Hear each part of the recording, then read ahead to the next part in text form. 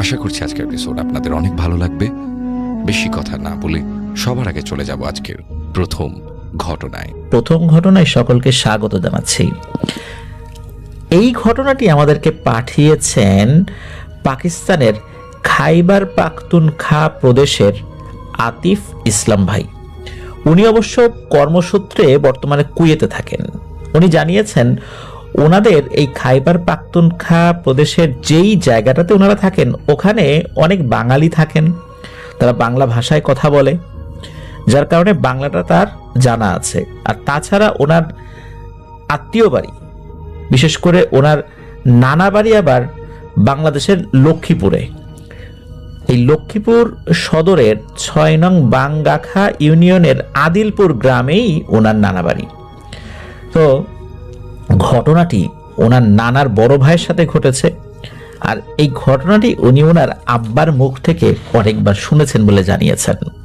তো চলুন ঘটনা শুরু করি। তো ওনার নানার যে বড় ভাই তার নাম ছিল আলী আহমেদ, আর এই ঘটনাটি ঘটেছিল আজ থেকে প্রায় ৪৫ বছর আগে। এই আলী আহমেদের যে বোন তার নাম ছিল সালেহা, তাকে বিয়ে দিয়েছিল ওনাদের এই গ্রাম থেকে ৭-৮ গ্রাম পরে। সকালে রওনা দিলে ওই গ্রামে গিয়ে পৌঁছে আবার যদি রওনা দিত সন্ধ্যা পার হয়ে যেত, তাহলে দূরত্বটা তো অনেক। যদিও বা এখন রাস্তাঘাটের অবস্থা অনেক ভালো, এখন সেরকম সময় লাগে না, কিন্তু ওই সময় তো পায়ে হেঁটে চলাচল করতে হতো, এই কারণে দীর্ঘ সময় লেগে যেত। এই দূরত্বের কারণে বিয়ের পর থেকে তেমন একটা খোঁজ খবর আসলে ওনারা নিতে পারতেন না। তো অনেক দিন পর তার বোনের বাড়ির ওই দিক থেকে একটা লোক এই গ্রামে যে আসবে এই খবর যখন এই আলী আহমেদ সাহেবের বোন যখন জানতে পারেন, তখন ওই লোকটাকে তার বোন জানান যে তার ভাইয়ের সাথে দেখা হলে সে যেন বলে যে তোর বোন মরতে বসছে। তো লোকটিও যখন ওই গ্রামের দিকে যাওয়ার সময় এই আলী আহমেদ ভাইকে উনি পেয়েও যান, খোঁজ খবর নিয়েছিলেন আর কি। তো পাওয়ার পর বলেছেন যে তোমার বোন এটা বলেছে। তো ভালো কথা। এই কথা শোনার পর স্বাভাবিকভাবেই ভাইয়ের মনে তো একটা উদ্বিগ্নতা কাজ করে, কারণ তার বোন খবর পাঠিয়েছে যে তোর বোন মরতে বসছে। তার মানে হচ্ছে সে মারাত্মক অসুস্থ, এই কারণে মৃত্যু পথযাত্রী। উনি এই চিন্তা করেছেন। আসলে বিষয়টা কি ছিল, অনেকদিন দেখা সাক্ষাৎ হয় না, তো খোঁজ খবর নেয় না। তো আমরা অনেক সময় বলি না যে কিরে কেমন আছিস, তখন কেউ রাগের স্বরে বলে যে আমি মরে গেছি, এতদিন পরে খোঁজ খবর নিতে আসছিস, এতদিন কইছিলি, এরকম কথা কিন্তু মানুষ বলে। মূলত এই দৃষ্টিকোণ থেকে ওনার বোন বলেছিলেন যে গিয়ে বলবা ভাইকে যে তোর বোন মরতে বসছে। তো এই বিষয়টি উনি অন্যভাবে চিন্তা করেছেন, আর সেই চিন্তা থেকে উনি চিন্তা করেন যে বা সিদ্ধান্ত নেন যে সকাল সকাল তার বোনের শ্বশুরবাড়ির উদ্দেশ্যে রওনা দিবেন। তো যেমন কথা তেমন কাজ, সকালবেলা সে তার বোনের বাড়ির উদ্দেশ্যে রওনা দিল। যাওয়ার সময় বাসা থেকে মোয়া, তারপর কিছু পিঠা বানিয়ে দিল আলী আহমেদের স্ত্রী, সেগুলো নিয়ে তার বোনের বাড়ির উদ্দেশ্যে রওনা দিল। তার বোনের বাড়ি যাওয়ার সময় 2টা গ্রাম পার হলে মাসির ডগি নামে একটা বিশাল ধান ক্ষেতের মাঠ পড়ে। অবশ্য তার পাশে আবার রাস্তাও রয়েছে মাঠের পরে। তো এই মাঠের মাঝখান দিয়ে গেলে অনেক তাড়াতাড়ি যাওয়া যায়, আর ঘুরে যেতে গেলে অনেক সময় লাগে। তো উনি ওই মাঠের মাঝখান দিয়ে রওনা দেন। মাঠের মাঝখানে দিয়ে যদি কেউ হাঁটে, এত বড় একটা মাঠ, ওখান থেকে কেউ চিৎকার দিলেও 1 কিলোমিটার মধ্যে কোনো ঘর বাড়ি না থাকায় ওই চিৎকার কেউ শুনবে না। আর ওই সময় ধান উঠে গিয়েছিল, মানে ধান কাটা হয়ে গেছিল, মাঠের মধ্যেও কোনো লোকজন ছিল না কাজ করার মতো। আর মাঠের ওখানে খাওয়ার মতো তেমন কিছু নাই গরু ছাগলের জন্য, যার কারণে ওখানে গরু ছাগলগুলো ওরকম ছিল না বললেই চলে। চারদিকে ধুধু মাঠ, দিগন্ত বিস্তৃত মাঠ, চৈত্রের কাঠ ফাটা রোদ। তো এই মাঠ নিয়ে লোকজনের মুখে কিন্তু নানান কথা আছে। রাতের বেলা এই মাঠের আশেপাশেও নাকি কেউ আসে না, আর দিনের বেলা তো ভয় পাওয়ার কিছু নাই। উনি এই চিন্তা করে হাঁটা শুরু করলো। তো আলী আহমেদ মিয়া আপন মনে তার গন্তব্যে হেঁটে চলছেন, আর এদিকে তার মনের অবস্থা যে তেমন একটা ভালো নাই, কারণ বোনটাকে তো অনেক কষ্ট করে বিয়ে দিয়েছেন, 1 বছরের ভিতরে বোনের এরকম অসুস্থতার দুঃসংবাদ শুনে তার মনটা তো খুব খারাপ হয়ে গিয়েছে। তো উনি তাড়াতাড়ি হেঁটে চলছেন বোনের বাড়ির উদ্দেশ্যে। মাঠের মাঝামাঝি আসার পর হঠাৎ করে মনে হলো পেছনে পেছনে কেউ যেন আসছে। এদিকে দিনের বেলা, চারদিকে আলো, রোদ, চারদিকে রোদে অবস্থা খারাপ। তো উনি একবার পেছন দিকে তাকিয়ে দেখেন, কিন্তু দেখেন পেছনে কেউ নেই। তারপর আবার হাঁটা শুরু করেন। একটু হাঁটার পরে একই রকম মনে হলো, আবার হঠাৎ পেছন দিকে তাকালেন, দেখলেন কেউ নাই। উনি যখন পেছন দিকে তাকানোর পর সামনের দিকে আবার ঘুরে তাকিয়েছেন, তখন দেখেন সামনে একজন লোক দাঁড়িয়ে আছে। হঠাৎ করে এরকম সামনে একজন মানুষ চলে আসলো। উনি দেখে খুব বিচলিত হয়, কিন্তু ভয় পান নাই, কারণ এটা তো অন্ধকার না, আলোর মধ্যে। আবার উনি মনে মনে এটাও ভাবেন, এই দুপুরবেলা মাঠের মাঝখানে এই লোকটা আবার কোত্থেকে আসলো। একটু চিন্তায় পড়ে গেল। উনি খেয়াল করলেন যে ওই লোকটার হাতে ধান কাটার একটা কাঁচি আছে। তো আলী আহমেদ উনি মনে করলেন যে ইনি মনে হয় ধান কাটার কোনো কামলা হবে। আর তার মাথায় গামছাও পেঁচানো। ওই কৃষকটা গম্ভীর গলায় বলে উঠল, হে বৎস, বলি এই ভর দুপুরে কই যাওয়া হচ্ছে? তো আলী আহমেদ বলে উঠলেন যে আমার বোনের খুব অসুখ, এই খবর পেয়েছি, তাই তাকে দেখতে যাচ্ছি। কৃষকটা বলে উঠল, বাবারে, যাওয়ার কি আর কোনো পথ ছিল না? আলী আহমেদ বলল, পথ তো আছে, কিন্তু এই পথ দিয়ে গেলে তো তাড়াতাড়ি যাওয়া যাবে, আর ঘুরে গেলে রাত হয়ে যাবে। তাই একটু তাড়াতাড়ি যাওয়ার জন্য এখান দিয়ে আসা। আর বোনেরও খুব বাড়াবাড়ি রকমের অসুখ শুনতে পেলাম।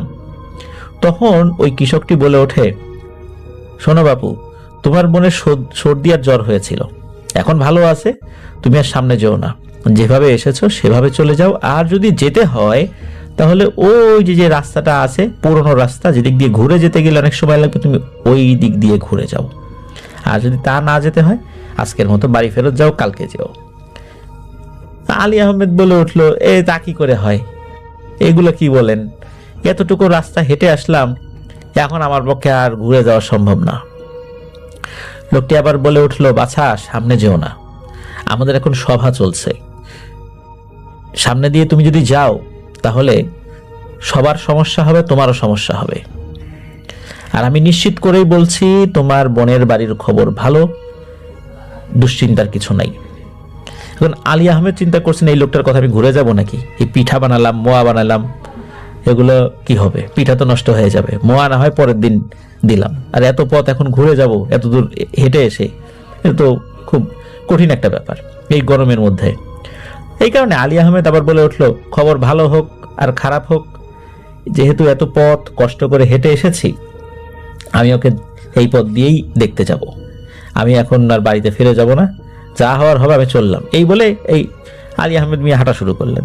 এভাবে বেশ খানিকটা হাঁটতে হাঁটতে উনি দেখতে পেলেন যে একটা বট গাছ। উনি খেয়াল করেন ওই বট গাছটার নিচে কিছু অবয়ব বসে আছে। তারা কি যেন নিয়ে বিড়বিড় করছে। তাদের মাঝখানে একজন ছিল, মনে হচ্ছে যে ইনি তাদের সর্দার হবেন। তবে তবে তাদের শরীরগুলো স্পষ্ট বোঝা যাচ্ছে না, শুধু ছায়ার মতো দেখাচ্ছে, কিন্তু অবয়বটা মানুষের মতোই। হঠাৎ তারা সবাই একসাথে আলী আহমেদের সামনে এসে দাঁড়ালো। মাঝখানে জন বলে উঠল, এই তুই কে রে? হঠাৎ আমাদের সভার কাজ বন্ধ করলি? আলী আহমেদও খুব সাহসী ছিল, সে চিন্তা করলো যে এখানে ভয় পেলে চলবে না, এরা আমাকে মেরে ফেলবে। ভিতরে ভয় থাকলেও সে প্রকাশ করেনি। সে তাদের উত্তর দিল, জনাব, আমি আসলে নিরুপায় হয়ে এই পথ দিয়ে এসেছি, তাছাড়া আমি তো আপনাদের কোনো ক্ষতি করিনি। তখন ওই অবয়বটা আবার বলে উঠল, আচ্ছা, আমাদের একটা লোক তোকে নিষেধ করে নাই এই পথ দিয়ে আসার জন্য? তখন আলী আহমেদ বলে উঠল, হ্যাঁ করেছিল, কিন্তু সে যে আপনাদের লোক আমি বুঝতে পারিনি। আর আপনারা যে আসলেই কি, এটা তো আমি মাত্র বুঝতে পারলাম। আমি যদি বুঝতাম যে আপনারা আসলে কি, তাহলে আমি কখনো এই পথ দিয়ে আসতাম না। তো এই অবয়ব তাকে কিছু বললো না, অন্য অবয়বগুলো তাকে আর কিছু বললো না। তারা নিজেরা যেন কি নিয়ে বিড়বিড় করতে করতে কিছুদূর গিয়ে হাওয়ায় মিশে গেল। আলী আহমেদ তখন বুঝতে পারলো যে আসলে কাজটা উনি ঠিক করেন নাই। উনি ভয় পেয়েছেন, কিন্তু এই ভেবেও আবার খুশি তার লাগছে যে দিনে দুপুরে জীবনে প্রথমবারের মতো জিনেদের সাথে দেখা হলো। লোক মুখে বহুত শুনেছেন, নিজে কখনো দেখেন নাই, আজকে প্রথম দেখলেন, তাও আবার দিনের বেলাতে দেখলেন। এই ভেবে ভেবে উনি বোনের বাড়ির দিকে হেঁটে যাচ্ছেন। সন্ধ্যার আগে আগেই তিনি তার বোনের বাড়িতে পৌঁছে গেলেন। সেই বাড়িতে গিয়ে তার বোনের শ্বশুরকে সবকিছু খুলে বললেন। তার কথা শুনেই বোনের শ্বশুরের তো আতকে ওঠার মতো অবস্থা।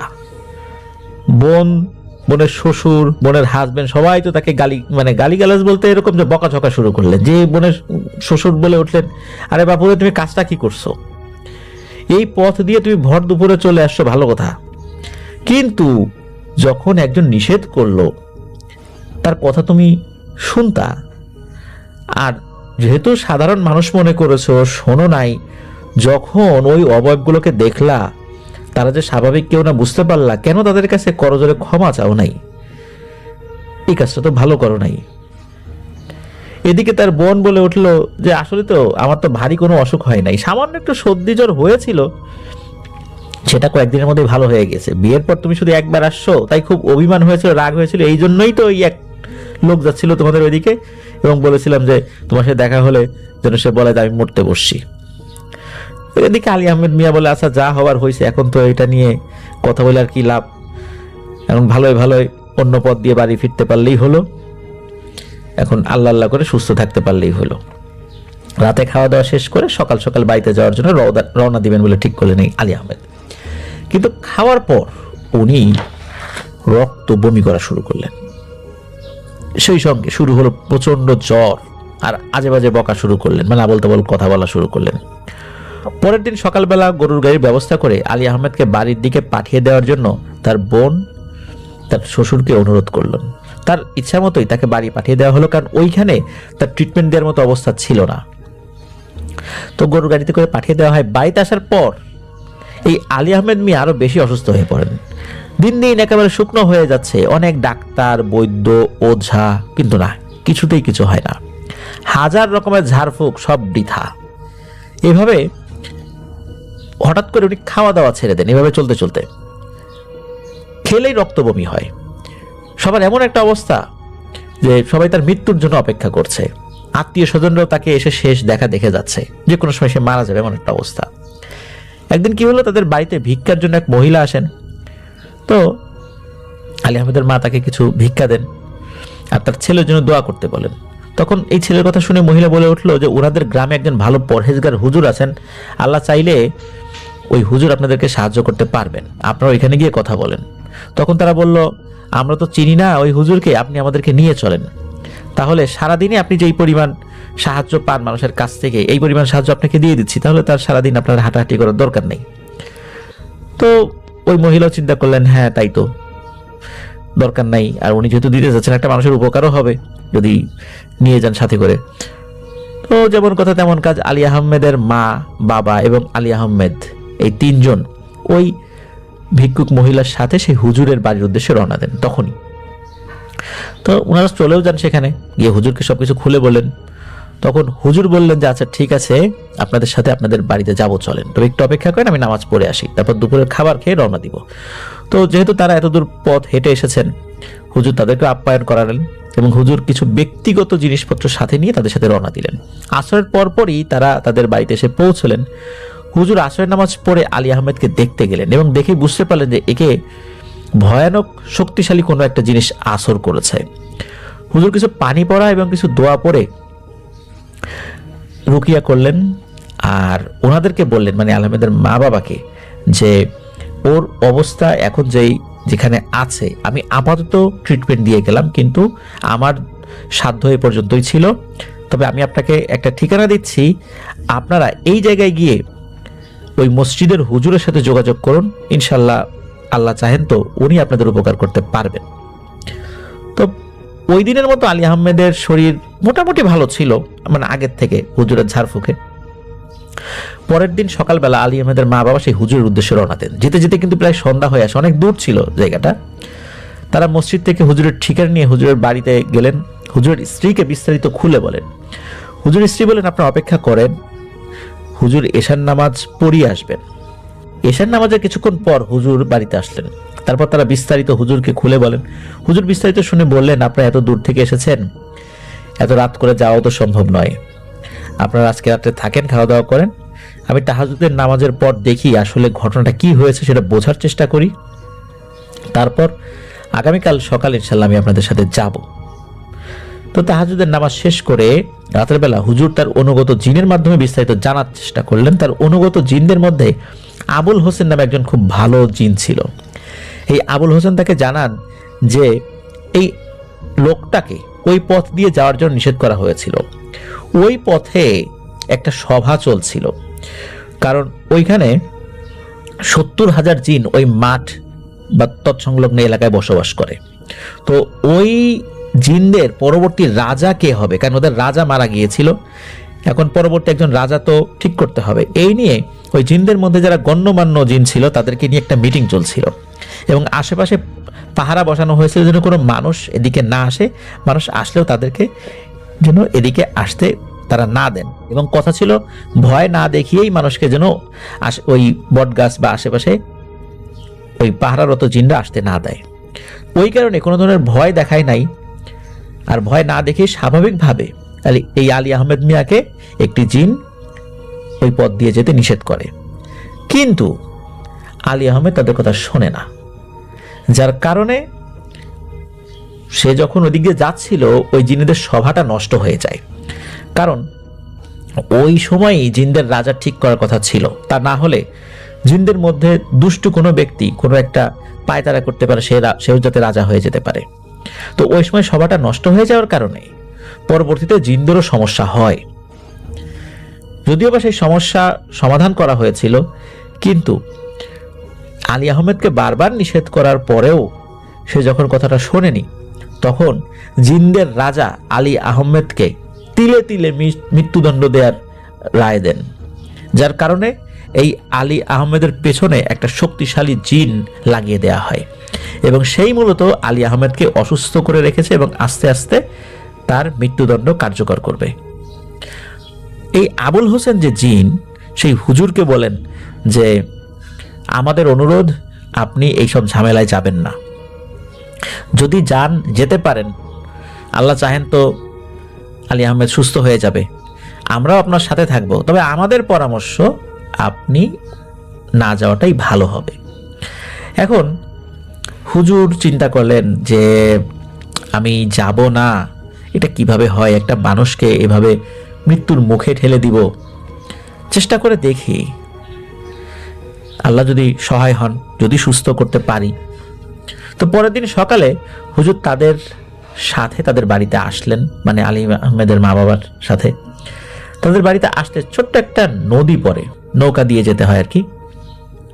তো হুজুর বাড়িতে গিয়ে সোনা রূপা এটা ধোয়া পানি এনে দিতে বলেন তার মা বাবাকে।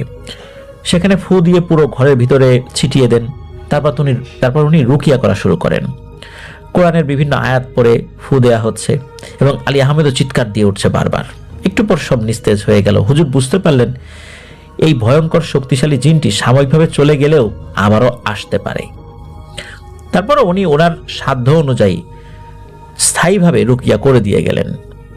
তো রুকিয়া করতে করতে বিকাল হয়ে যায় এবং বিকাল হয়ে গেলে আলী আহমেদের মা বাবা অবশ্য হুজুরকে থাকতে বলেন, কিন্তু হুজুর থাকতে রাজি হলেন না, উনি বাড়ির উদ্দেশ্যে রওনা দিলেন। এভাবে ঠিকঠাক ছিল সবকিছু। আলী আহমদও দিন দিন সুস্থ হয়ে উঠতে লাগলেন। 2-4 গ্রামে ওই হুজুরের নাম ডাক শুরু হয়ে গেল। একজন মৃত্যু পথযাত্রীকে এভাবে মৃত্যুর হাত থেকে ফিরিয়ে আনা চারটিখানি কথা নয়, কিন্তু যেখানে সবাই ধরেই নিয়েছিল আলী আহমেদ মারা যাবেন, আত্মীয় স্বজনরা তাকে শেষ দেখে যাচ্ছিল, সেই মানুষটি আস্তে আস্তে এভাবে সুস্থ হয়ে উঠলেন আল্লাহর অশেষ রহমতে একজন হুজুরের ওসিলায়। সবাই হুজুরের জন্য দোয়া করতে লাগলেন। হুজুরের নাম ডাক অনেক মানুষের মুখে মুখে ছড়িয়ে পড়ল। একদিন রাত্রে হুজুর এশার নামাজ পড়ে বাজার করতে করতে রাত প্রায় 10টা বেজে গেছে।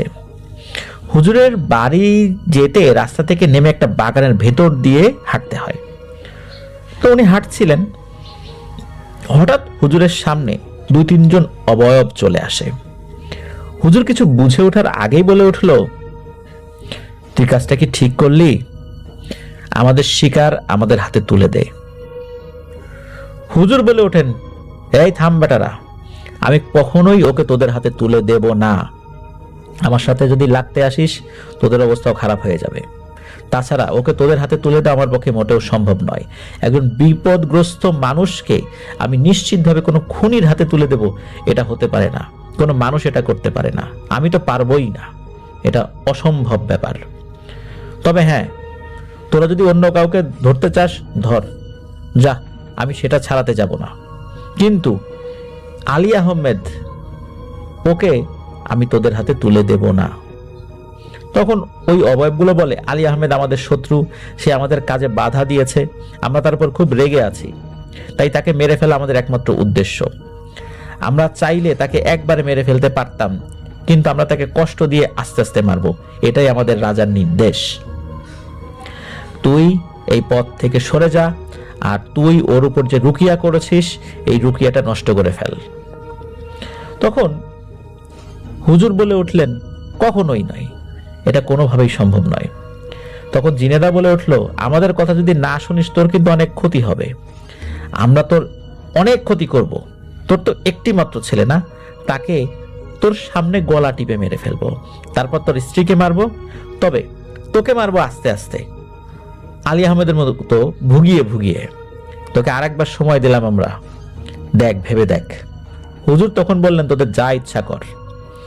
তখন ওই উপস্থিত জিনেরা বলল, এখনই ধরলাম তোর ছেলেকে, একজন লোককে পাঠিয়ে দিয়েছি, ও গিয়ে তোর ছেলের গলা চেপে ধরেছে। এখন তাকে একবারে মেরে ফেলবো না, তবে ঘাটটা একটু মুচকে দেব, যাতে তুই এখনো সিদ্ধান্ত নেওয়ার সময় পাস। বাড়িতে গিয়ে দেখ তোর ছেলের মুখ দিয়ে রক্ত বের হচ্ছে, যা যা, তাড়াতাড়ি যা, গিয়ে দেখ তার অবস্থা কি। এখন তোর ছেলেকে ছেড়ে দিয়েছি, যা যা যা, দৌড় দে। এই কথা বলেই জিন্নার অদৃশ্য হয়ে গেল। হুজুর ছেলের কথা চিন্তা করে বাড়ির উদ্দেশ্যে তাড়াতাড়ি হাঁটেন, এক পর্যায়ে দৌড়ও দেন। হুজুর বাড়িতে এসে দেখেন তার ছেলের চারপাশে লোকজন গোল হয়ে বসে আছে। হুজুর গিয়ে দেখেন তার ছেলের মুখ দিয়ে রক্ত পড়ছে। আশেপাশে যারা ছিলেন তারা ছেলের চারদিকে বসে দোয়া দুরুদ পড়ছেন, ছেলেকে পানি খাওয়ানোর চেষ্টা করছেন, আর ছেলের গায়ে প্রচন্ড জ্বর এবং উল্টাপাল্টা কথা বলছেন। আর শুধু একটা কথাই বলছে, ও বাবা গো, কি বড় বড় চোখ, কি ভয়ঙ্কর চেহারা, আমাকে মেরে ফেললো, বাবা আমি মরে যাবো, আমাকে বাঁচাও। হুজুর বুঝতে পারলেন যে এত সহজে ওই জিনগুলো হাল ছাড়বে না, ব্যাপারটা সুবিধার মনে হচ্ছে না। তার যত রকম বিদ্যা ছিল প্রয়োগ করে ছেলেকে সুস্থ করার চেষ্টা করলেন। অনেকক্ষণ চেষ্টা করার পর কিছুটা সুস্থ হলো ছেলেটা। পরের দিন এশার নামাজ পড়ে বাড়িতে যাওয়ার সময় আবার সেই অবয়বদের সাথে হুজুরের দেখা। তারা বলে উঠল, কি হুজুর, এখনো সময় আছে, এবার কিন্তু তোর ছেলেকে সত্যি সত্যি মেরে ফেলবো, ভেবে দেখ কি করবি। তোর কাছে ছেলে বড় না আলী আহমেদ বড়? আমরা প্রতিজ্ঞা করেছি আলী আহমেদকে মেরে ফেলবো, আমরা আমাদের প্রতিজ্ঞা ভঙ্গ করব না, ভেবে দেখ, তোর কিন্তু একটি মাত্র ছেলে। হুজুর বলে উঠল, আমার কাছে আমার দায়িত্ব অনেক বড়, ছেলে নয়। জিনেরা বলে উঠল, ঠিক আছে, তবে আর একবার তোকে সুযোগ দেব, ভেবে দেখ, ভেবে দেখ। বলতে বলতে জিনেরা আবার হাওয়ায় মিশে গেল। হুজুর চিন্তিত হয়ে বাড়িতে ফেরত এসে ছেলের পাশে বসলেন। তারপর মনে মনে ভাবছে, আচ্ছা এরা যদি আগে থেকেই আমাকে কিছু বলতো, তা না হয় আমি ভেবে দেখতাম। এখন এই জিনেরা একটা লোককে সুস্থ করার পর এসে বলছে যে তার উপর যে রুকিয়া করা হয়েছে এই রুকিয়ার বন্ধনীটা ভেঙে ফেলতে। এখন এটা কিভাবে আমি করব? একটা মানুষ হিসাবে এই কাজটা আমি কিভাবে করতে পারি? এদিকে জিনদের যত রাগ এখন এই ছেলের উপরে। হুজুর তো মাথা ঘুরতে শুরু করলো, একটাই মাত্র ছেলে। এমন সময় তার স্ত্রী তার হাতে পায়ে ধরে কান্নাকাটি শুরু করে দিল। হুজুরের স্ত্রী এরকম কান্নাকাটি দেখে হুজুরের মন গলে গেল। হুজুর স্ত্রী তাকে বলছে, এই তোমার মাথা ঠিক আছে? হুজুর বলল, মানে ওনার স্ত্রী বলছে, মানেটা তো তুমি ভালো করেই জানো। আর হুজুরের স্ত্রী আরো বললেন যে এই হুজুর স্ত্রী এশার নামাজের সময় পুকুর ঘাটে অজু করতে গেলে দুইজন লোক আসে। হঠাৎ করে দুইজন লোককে দেখে উনি চমকে যান। ওই দুইজন লোক ওই হুজুর স্ত্রীকে নাকি বলে যে এই হুজুর নিজেই তার ছেলেকে নাকি মেরে ফেলতে চাইছে, আর তাদের কথায় নাকি হুজুর রাজি হচ্ছে না। এবং ওই দুজন লোক ওই হুজুর স্ত্রীকে বলে যায় যে তার স্ত্রী যেন তাকে বুঝায়, তা না হলে কিন্তু ছেলেকে মেরে ফেলবে। আর এই জিনেরা নাকি সহজে কাউকে ক্ষতি করে না, আগে অ্যালার্ম দেয় বা ওয়ার্নিং দেয়, তারপর কাজ না হলে ক্ষতি করে। হুজুর যেহেতু রাজি হয় নাই, এই কারণে হুজুরের ছেলেকে আক্রমণ করেছে, আগেই করেনি। এই কথা শুনে হুজুরও বুঝতে পারেন যে আসলেই তার যে জিন আবুল হোসেন, সেও কিন্তু বিষয়টা বলেছিল। আর তাছাড়া ওই আলী আহমেদ মিয়া, তাকেও কিন্তু শুরুতে একজন জিন এসে সতর্ক করেছিল, আলী আহমেদ শোনে নাই, যার কারণে তার এই অবস্থা। এটা তার একগুয়েমির ফসল। সবকিছু চিন্তা করে হুজুর খুব দ্বিধাদ্বন্দ্বে পড়ে যান। এদিকে তার স্ত্রী কান্নাকাটি করতে করতে বলতে থাকেন, সব জেনেও আপনি কি করে চুপ করে আছেন? আপনি বাপ না অন্য কিছু? আমি কিছু বুঝি না, আমি আমার ছেলেকে ফেরত চাই। হুজুর তো এবার রীতিমতো ভয় পেয়ে গেলেন। তিনি তার স্ত্রীকে বললেন, আমি কি করে একজন মানুষকে নিজের হাতে মেরে ফেলবো? আর তার উপর যে রুকিয়া করেছি, এটা আমি কিভাবে বন্ধ করব? এটা কিভাবে সম্ভব আমি তো বুঝতে পারছি না। হুজুরের স্ত্রী এমনভাবে কান্নাকাটি শুরু করে দিল, ছেলের এই অবস্থা। একটা সময় হুজুর তার স্ত্রীর কথায় রাজি হন। পরদিন সকালবেলা হুজুর আলী আহমেদের বাড়িতে আসেন। আলী আহমেদ তখন গরুর জন্য ঘাস কাটছেন, দিব্যি সুস্থ। হুজুরকে দেখে আলী আহমেদ তো খুব সম্মান করেন, কারণ হুজুরের ওসিলায় আল্লাহ তাআলা তাকে বাঁচিয়েছেন। আর হুজুরকে হঠাৎ করে দেখে বলে উঠলেন, হুজুর ব্যাপার কি? কোনো খবর না দিয়ে চলে আসলেন এভাবে? আগে থেকে বললে তো আপনার জন্য আপ্যায়নের ব্যবস্থা করতাম, আসুন বাসায় আসুন। কিন্তু হুজুর বললেন যে না, আমার সময় নেই আলী আহমেদ, দেখতে এলাম যে তুমি ভালো আছো তো, সব ঠিকঠাক আছো তো, আমি একটু রুকিয়া করতে আসছি। বললেন যে আগেও তো রুকিয়া করে গিয়েছিলেন, নতুন কোনো সমস্যা? বলেন না, আগে তোমার জন্য রুকিয়া ছিল, এখন পুরো পরিবারের জন্য রুকিয়া করতে আসছি। তো হুজুর তার মতো করে কিছু রিচুয়াল করেন, রুকিয়া করেন, এবং আলী আহমেদের শরীরে হাত দিয়ে উনি কিছু কাজ করেন। এরপর আলী আহমেদের কাছ থেকে তিনি বিদায় নিয়ে চলে যান। আলী আহমেদের সরল মনে তিনি যেভাবে ঝাড়ফুঁক করতে চাচ্ছিলেন সেটা করতে দেন। এরপর হুজুর তার বাড়ির উদ্দেশ্যে রওনা দিলেন। হুজুরকে দুপুরবেলা আপ্যায়ন করাতে চাইলেও হুজুর কোনো কিছু না খেয়ে সেখান থেকে চলে যান, বলেন যে আমার জরুরি কাজ আছে, আমি চলে যাচ্ছি। হুজুর যখন নৌকা দিয়ে নদী পার হচ্ছিলেন, তখন কে যেন ফিসফিস করে তার কানে বলা শুরু করলো, হুজুর আমাদের রাজা তোমার উপর অনেক খুশি হয়েছে, তোমার বউ ছেলের আর কোনো ভয় নেই, তোমার ছেলের উপর থেকে আমাদের 8টা জিন এখন ফেরত চলে আসছে, তাদেরকে আমরা ফেরত এনেছি। আর ওই সময় জিনেরা ফিসফিস করে আরো বলে, আমরা যদি এখন কাউকে ধরি আর তুমি যদি সেখানে যাও, আমাদের জিনের যে রাজা, আমাদের সর্দার বলেছেন যে এই হুজুর যদি কোথাও যায় আমরা যেন সেখান থেকে চলে যাই, এবং আমরা কথা দিলাম যেহেতু তুমি আমার রাজার কথা রেখেছো, আমাদের কথা রেখেছো, এই কারণে তোমার যতটুকু সম্মান করার দরকার আমরা করব। হুজুর এই কথা শুনে মনে মনে অনেক কষ্ট পেলেন, খুশি হলেন না, কারণ তিনি যে কাজটি করে এসেছেন এটা খুবই খারাপ একটি কাজ বলে তার কাছে মনে হয়েছে। তারপরে এই ভেবে মনকে সান্ত্বনা দিলেন তার নিজের স্ত্রী সন্তান ভালো আছে, তাছাড়া একজনকে উনি বাঁচাতে না পারলেও ভবিষ্যতে হয়তো আরো অনেকের জীবন উনি রক্ষা করতে পারবেন। এই চিন্তা করে একদিকে মনের অনেক কষ্ট, তারপরও সামনে আরো কিছু লোককে বাঁচাতে পারবেন, এই আশায় কিছুটা মনকে সান্ত্বনা নিজেকে দেন। হুজুর নাকি নদী পার হওয়ার সাথে সাথে খবর আসে যে আলী আহমেদ হঠাৎ অসুস্থ হয়ে গলা দিয়ে রক্ত উঠেছে। বাড়ির সবাই দেখলো তার মুখ কেমন বিকৃত হয়ে গেল, সে কথা বলতে পারছে না, চোখ দুটো ঠেলে বেরিয়ে আসছে। এভাবে হাত পা আশ্রাতে আশ্রাতে একসময় আলী আহমেদ মৃত্যুবরণ করলেন। তো হুজুর এই কারণে কথাটি জানতে পেরেছিলেন, কারণ হুজুরকে খবর দেওয়ার জন্য কিছু লোক তখন রওনা দিয়েছিল।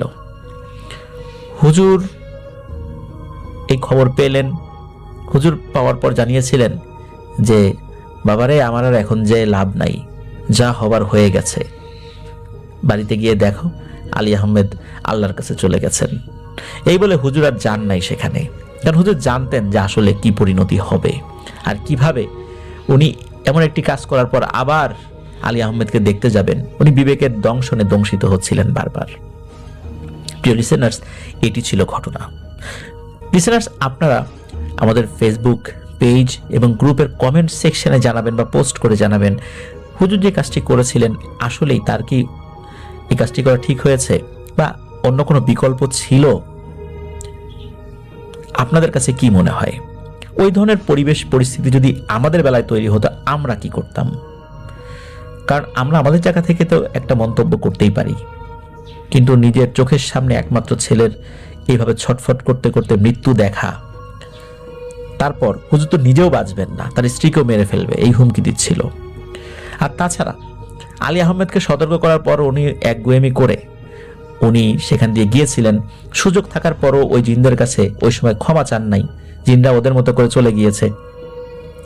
এই জিনিসগুলো আলী আহমেদের ভুল ছিল, এটা নিশ্চিত। কিছুটা একগুয়েমি, কিছুটা ভুল। এই ধরনের অনেকগুলো বিষয় সামনে চলে আসে।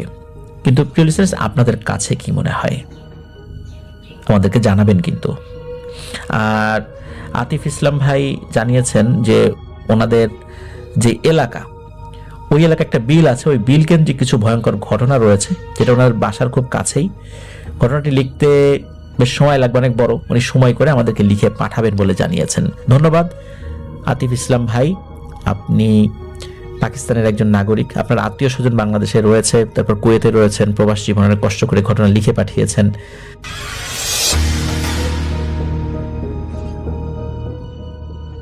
আসসালামু আলাইকুম লিসেনার্স, আমি আনসারি বলছি। আর আজকের এপিসোডে সবাইকে স্বাগত জানাচ্ছি।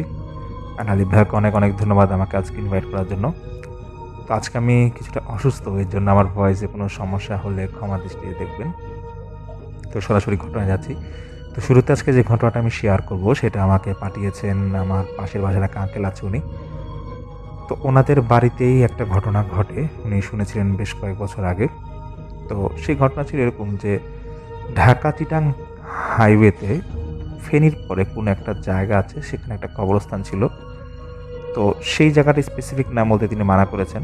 তো কবরস্থান ছিল মেইন রোড থেকে, মানে হাইওয়ে থেকে 1-1.5 কিলো ভিতরে, এবং এতটা বড় কবরস্থান ছিল না। মানে দেখা যেত যে ডেলি একটা কবর মানে খোঁড়া লাগতো, বা একটা লাশ আসতো দাফন করার জন্য। খুব একটা এরকম আহামরি অতটা বড় ছিল না। তো সেই কবরস্থানে দেখাশোনা করার জন্য বা লাশ এই কাফনের কাজ করার জন্য একটা লোক নিয়োজিত ছিল, তার নাম ছিল শফিক মিয়া।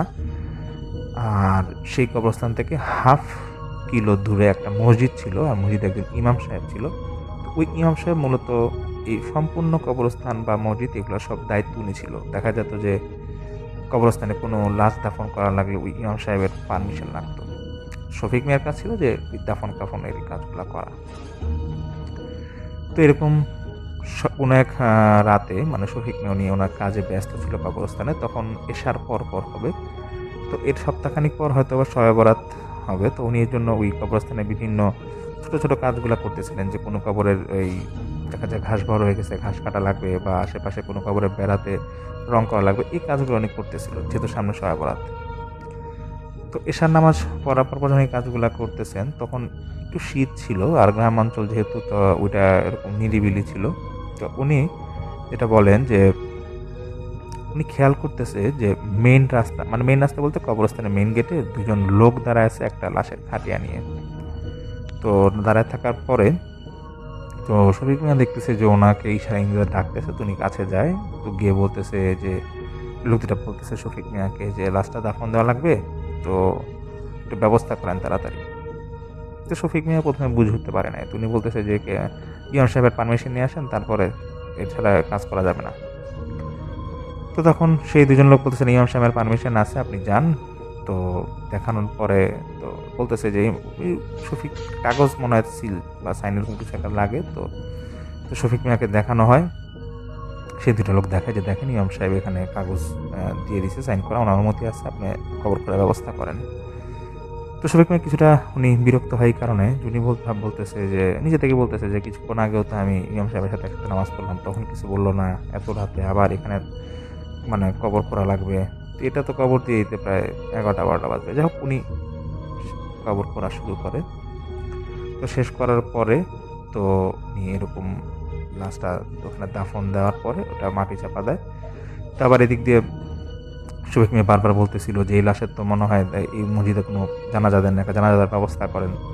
তো ওই লোক 2টা বলতেছে যে আমরা পাশে একটু গ্রামেরই, সমস্যা নেই, জানাজা আমরা বাড়িতে দিয়ে আসছি, এখানে লাগবে না দেওয়া। তো শফিক মিয়া একটু মানে বিচলিত হচ্ছিল এই কারণে উনি দেখতেছে যে দুইজন বাদ আর কেউই নাই। আর এমন না যে ওখানে মানে আশেপাশের মানে থাকে না অনেক লোক থাকবে বা অ্যাম্বুলেন্স আসবে এরকম কিছু না। উনি দেখতেছে একটা ভ্যানের মধ্যে, তো ওনার যেটা মনে হয় যে ভ্যান চালক এবং একটা হয়তো লাশের সাথে কেউ কেউ আসছিল এরকম। তো যাই হোক, এটা দেখার পর তো শফিক মিয়া ওনার রুমে চলেই যায়। তো রাতে উনি ঘুমায়। তো ফজরের নামাজটা সেদিন তিনি ধরতে পারে না। ঠিক নামাজের মানে জামাত শেষ হয়েছে মসজিদে, তখন তিনি সেই মুহূর্তে গিয়ে নামাজ শেষ করে বের হবে। তিনি ইমাম সাহেব বলতেছে আর কি শফিক মিয়াকে যে, কি শফিক মিয়া, তুমি আজকে ফজর নামাজ পড়তে পারলা না, কি সমস্যা? তো শফিক মিয়া বলতেছে যে, আমি আসলে পড়তে পারলাম না, আপনি এই কাজটা কি করলেন? রাত্রে 11টা 12টা পর্যন্ত আমাকে মানে এরকম লাশের মানে দাফন দেওয়া লাগছে, না খবর করা লাগছে, এই কাজগুলো করা লাগছে, আমার শরীর ব্যথা হয়ে গেছে, আমি ঘুমাইতে পারলাম না, এই জন্য নামাজ পড়তে পারি না, আপনি কি করলেন? এত রাতে কি লাশ পাঠায়? তখন ইমাম সাহেব বলতেছে কি যে, কোন লাশ, কোথায় আসছে? তো বলতেছে এরকম 2জন লাশ নিয়ে আসলো। ইমাম সাহেব বল, না আমি তো এরকম কোনো লাশ, আমি তো কোনো জায়গায় কোনো কাগজ সাইন দিই না, অনুমতি দিই নাই, আর তুমি তো জানোই যে রাতে আমি এরকম অনুমতি দিই না। তো তখন এটা বলার পরে শফিক মিয়া উনি এরকম বলতেছে, চলেন কবরস্থান চলেন, ওইটা আপনি দেখাই কোন কবর আমি দেখাচ্ছি। তো শফিক মিয়া এরকম কবর দেখানোর পর বলতেছে যে, এইখানে আমি নিজে দাফন দিলাম, আমি দাঁড়ান, আমার কাছে কাগজের স্লিপটাও আছে যে আপনি অনুমতি দিয়েছেন। তো শফিক মিয়া রুমের তো তালা মারাই, দরজা খোলার পর দেখে কোথাও স্লিপ নাই। এটা দেখার পর সে নিজে একটু আতঙ্কিত হয়ে যায়, বলছে কিন্তু স্লিপ রেখে গেছিলাম। তো হুজুর বলতেছে, মানে ইমাম সাহেব বলতেছে যে, তুমি কি দেখছো না দেখছো, কার কি লাশ দাফন দিয়েছো, উল্টা পাল্টা কি কথা বলো? শফিক মিয়া বলতেছে, আমি নিজে হুজুর, আমি নিজে স্লিপটা নিলাম এবং আমি নিজে দাফন দিলাম, আমি কাগজ না দেখে আমি কিছু করি না। এদিক দিয়ে ইমাম সাহেবও শফিক মিয়াকে অবিশ্বাস করতেছে এই কারণে, কারণ তিনি অনেক আগে থেকে এখানে কাজ করেন, এবং এদিক দিয়ে ওই শফিক মিয়াও হুজুরকে অবিশ্বাস করার মতো কথা না, কারণ যেহেতু উনি একজন ইমাম। আর আরেকটা বিষয় বলে রাখা ভালো যে এই কবরস্থানটার আশেপাশে জিনরা নাকি এটাকে পাহারা দিয়ে রাখতো, মানে বাইরেতে কোনো কুনজর না পড়ে। অনেকে বলে যে অনেক সময় এখানে ওই যে লাশের থেকে মানে শিয়াল বা কুকুরের লাশ এসে মানে কবর থেকে তুলে নিয়ে যেত। তো অনেক আগে নাকি এখানে ওই জিন দিয়ে এটা ঘেরা করে রাখা হয়েছে যাতে বাইরে থেকে কিছু না আসতে পারে। মানে জিন নাকি এটা মানে মানে কবরস্থানটাকে এটা নাকি ওরা মানে চারপাশে ঘেরা করে রাখছিল, মানে বন্ধ করে দিচ্ছিল বলতে কি, মানে বাইরে থেকে খারাপ কিছু যাতে এসে এখানে ক্ষতি করতে না পারে, যেন কিছু ভালো জিন নাকি এখানে থাকতো সবসময় কবরের আশেপাশে। এটা অনেকে মানে ওই আঙ্কেল বলে আমাকে, যিনি ঘটনা বলেন তিনি এটা বলেন, যে এটা শেয়ার করছিল, যেটা সবসময় এই কাজটা এটা করে শুনছিল ওনারা। তো যাই হোক, তো হুজুর পরে ওই শফিক মিয়াকে বলতেছে, দেখো যেটা হওয়ার হয়েছে, কাগজ পাও না কি না করছো, থাকা হয়, কিছু বলা লাগবে না, এটা পরে দেখবো আমরা, তুমি তোমার মতো থাকো। তো সেদিন তো এরকম পার হয়ে যায়। তো শফিকের মনে একটু ভয় লাগে যে, কি ব্যাপার, এটা তো আমি কাগজ তো আমার এখানে দেখানোর কথা না, আর লাশ দাফন দিলে আমি তো কাগজ ছাড়া কখন লাশ দাফন দিই না। তো সেই রাতে শফিক মিয়া অনেক কাজ শেষ করে যখন দ্বিতীয় রাতে উনি ঘুমাতে যাবে, উনি একটা স্বপ্ন দেখতেছে যে একটা ধুতি পরা একটা লোক নাকি দৌড়াচ্ছে, এবং তার পিছে নাকি আরো 2-3 জন লোক এরকম দৌড়াচ্ছে, ধাওয়া করতেছে লোকটাকে। এবং একটা পর্যায়ে এসে কবরস্থানের গেটের কাছে এসে মানে শফিক মিয়ার কাছে এসে ধুতি পরা লোকটা সাহায্য চাচ্ছে, এবং শফিক মিয়া বলতেছে যে, ঠিক আছে আমার রুমে খাটে নিয়ে যে তুমি লুকায় থাকো, আমি দেখতেছি বাকিটা। তখন নাকি যে 3জন লোক ওকে ধাওয়া করছিল, তখন সেই ধুতি পরা লোকটাকে মানে ওরা মেরে, মানে পেটে নাকি ছুরি ঢুকায় মেরে, তখন শফিক মিয়ার হাতে দিয়ে বসে নিয়ে, এবার তুই ওকে সাহায্য কর গিয়ে যা। তো এই ঘটনা দেখার পরে শফিক মিয়া একটু ভয় পেয়ে যাবে না, একটু মুখের মধ্যে আতঙ্কের মধ্যে পড়ে যায়, কি না কি দেখলাম।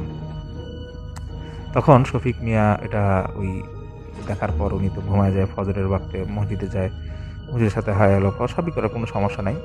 কিন্তু শফিক মিয়ার মনে একটু ভয় লাগতে থাকে, এবং উনি এরকম প্রায় সময় নাকি উল্টাপাল্টা একটা স্বপ্ন দেখতো, এবং স্বপ্নটা ওনার একটু ব্যতিক্রম ছিল।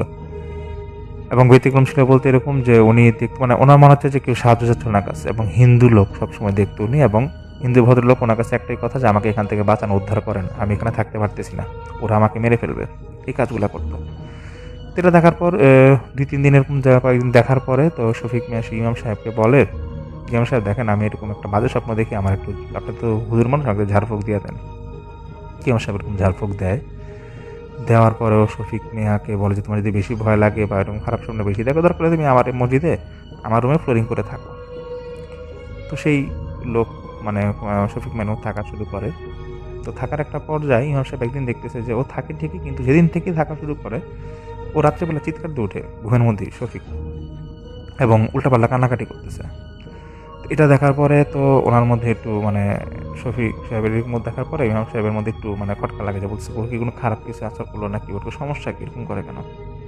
ঘুমের মধ্যে নাকি অনেকবার শফিক মিয়াকে ডাকলো, ও উঠেই নাকি কান্নাকাটি শুরু করতো। তো যাক, এটা ঘটার পর তারপরে শফিক মিয়াকে যখন জিজ্ঞাসা করে যে তোমার কি হয়েছে, ও বলে আমি খারাপ স্বপ্ন দেখি হুজুর, আর কিছু বলতে পারবো না। তখন পাশে গ্রামে আরেকটা হুজুর আছে, ওনার কাছে নিয়ে যাওয়ার ইমাম সাহেব নিয়ে যাওয়ার পরে শফিক মিয়াকে দেখে বলতেছে আর কি যে তুমি কি কাজ করছো, এর মধ্যে তুমি কি কাজ করছো, মানে সেই হুজুর বলতেছে যে তুমি কি কাজ করছো বলো তো।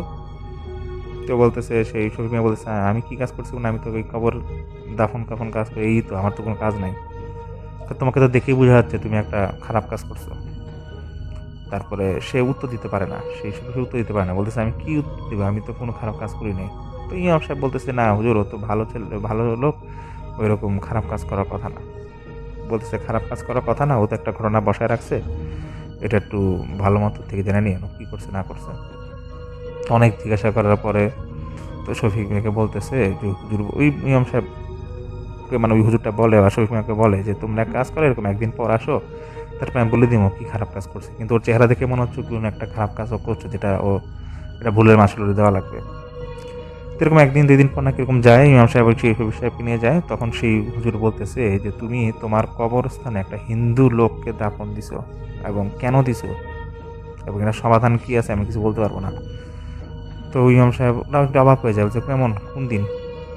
তখন সেই হুজুর একটা আরবি মাসের তারিখ লিখে বলতেছে, যে এরকম তারিখ দিয়ে বলতেছে যেরকম অমুক তারিখ রাত্রেবেলা একটা লাশ আসছিল, তোমরা দাফন দিয়েছিল, একটা হিন্দু লোকের লাশ ছিল, এখন এই লাশটা যেমনি হোক তোলা লাগবে। তখন সেই ইমাম সাহেব তো বুঝে যায় যে না, শফিক যে লাশের কথা বলছে নিশ্চয়ই লাশটা হবে। তখন একটু মানে খটকা বাঁধে, এবং শফিক মিয়া স্বীকার করে যে হ্যাঁ, এরকম একটা লাশটা আসছিল, কিন্তু আমি বলতে পারবো না, 2জন লোক এসে আমাকে দিয়ে গেছে। তখন ইমাম সাহেব সেই হুজুরের কাছ থেকে মানে বড় হুজুরের কাছে পরামর্শ চায় যে কী করা যায়। তখন সে হুজুর বলে আপনি এক কাজ করেন, কোনো সমস্যা হবে না, এটা পুলিশকে জানান, একমাত্র পুলিশ এখানে উদ্ধার করতে পারে। আর সমস্যাটা হচ্ছে, যেরকম উল্টাপাল্টা স্বপ্ন দেখে, এখানে যে আপনাদের কবরস্থানের আশেপাশে জিন আছে, এই জিনই ওই লোকের রূপ ধারণ করে ওকে ভয় দেখাচ্ছে বা বুঝাচ্ছে স্বপ্নের মধ্যে, যাতে লাস্টে এখানে তুলে ফেলা হয়। এখানে তুলে ফেললে কোনো সমস্যা হবে না। তখন ওরা এরকম মানে অনেক চিন্তা ভাবনা করে স্থানীয় এলাকার যে থানা যে পুলিশ আছে ওকে বলে, শফিক মিয়া বলে যে এরকম একটা লাশ আসছিল, আমি না বুঝে এরকম দাফন দিয়েছি, সব সত্য কথাই বলে। আর সেই এলাকার ইমাম সাহেবকেও, ওই মসজিদ ইমাম সাহেবকে এলাকার ওই পুলিশটা চিনতো। তো পুলিশটা এরকম বলে যে আসলে দেখেন, একটা ঘটনা আছে, আমরা এর জন্য এটা ক্লু পাচ্ছিলাম না, আপনার সাথে ভালোই হয়েছে যে পাশের গ্রামে একটা হিন্দু ভদ্রলোক আছে, ওনাকে মানে এরকম কয়েকদিন আগে উনি ওনাকে পাওয়া যাচ্ছিল না, এবং অনেকের ধারণা যে ওনাকে খুন করা হয়েছে সম্পত্তির কারণে। তো এবং যেটা বুঝতেছি যে এরকম একটা লাশ পাওয়া যাচ্ছে না, দেখো মানে কোথায় মানে থাকতে পারে, এটা নিয়ে আমরা চিন্তা ভাবনা করছি, দেখি আপনাদের ওখানে আগে যাই। তো পুলিশ নাকি ফোর্স নিয়ে গিয়ে সেদিন দিনের মধ্যেই নাকি সেই লাশে কবরস্থান থেকে লাশটা তুলে, এবং দেখে যে না আসলেই মানে, আর যদিও বলে গেছিলো এটা পোস্টমর্টম করে মানে কি সপ্তাহখানেক সময় লাগে, তো দেখে যে না আসলে এটা ওই লাশটাই ছিল। এবং পুলিশ বলে যে আসলে জানি যে হয়তো শফিক মিয়ার কোনো দোষ নাই, তবে এটা শফিক মিয়াকে সতর্ক করে দেয়, আপনার সেটা জেনে বুঝে শুনে লাশটা দাফন দেওয়া দরকার ছিল। আর বলে যে আসলে যারা এই মানে লাশটা এখানে নিয়ে আসছিল, তারা আসলে মনে করছিল যে কবরস্থানে দাফন দিলে হয়তো কেউ সন্দেহ করবে না। আর এটাই আর কি আসলে মানে আমাকে পুলিশটা তো ওনাদেরকে বলে, তো আমাকে আঙ্কেলটা বলে যে দেখেন, এটা আসলে ঘটনাটা আসলে ভয়ঙ্কর কিনা, যে রহস্যময় কারণ হচ্ছে ভয়ঙ্কর এই কারণে যে রাস্তা দাফন দেওয়ার পরে জিনের মাধ্যমে সেই শফিকের স্বপ্ন দেখতেছিল, এবং সে একটা পর্যায়ে এটাতে সমাধান হয়। তো এটাই আসলে ঘটনা। এটা জানি না কতটুকু আপনাদের ভালো লাগবে, এটা আমার প্রথম ঘটনা ছিল আজকের এপিসোডে। তো তারপর থেকে শফিক মিয়া আমি যতটুকু আমাকে আঙ্কেল বলছে কোনো সমস্যা হয় না, লাস্টটা নাকি পুলিশ তো নিয়ে গেছিলো। তো ওইখানেও শফিক মিয়া পরে ওখানে কাজ শেষ মানে ছেড়ে দেয়, ওখানে আমি কাজ ওরকম করে না, এটুকুই ঘটনা। আর ওই আঙ্কেলও বলে যে আমার ওখানে রিলেটিভ অনেকেই নাকি ওই কবরস্থানে দাফন দেওয়া হয়েছিল, তা এখনও ওখানে অনেকেই জানে যে কবরস্থানটা নাকি জিনরাই পাহারা দিয়ে থাকে। আশা করছি ভালো লাগবে। আসি পরবর্তী ঘটনা নিয়ে, সাথে থাকবেন।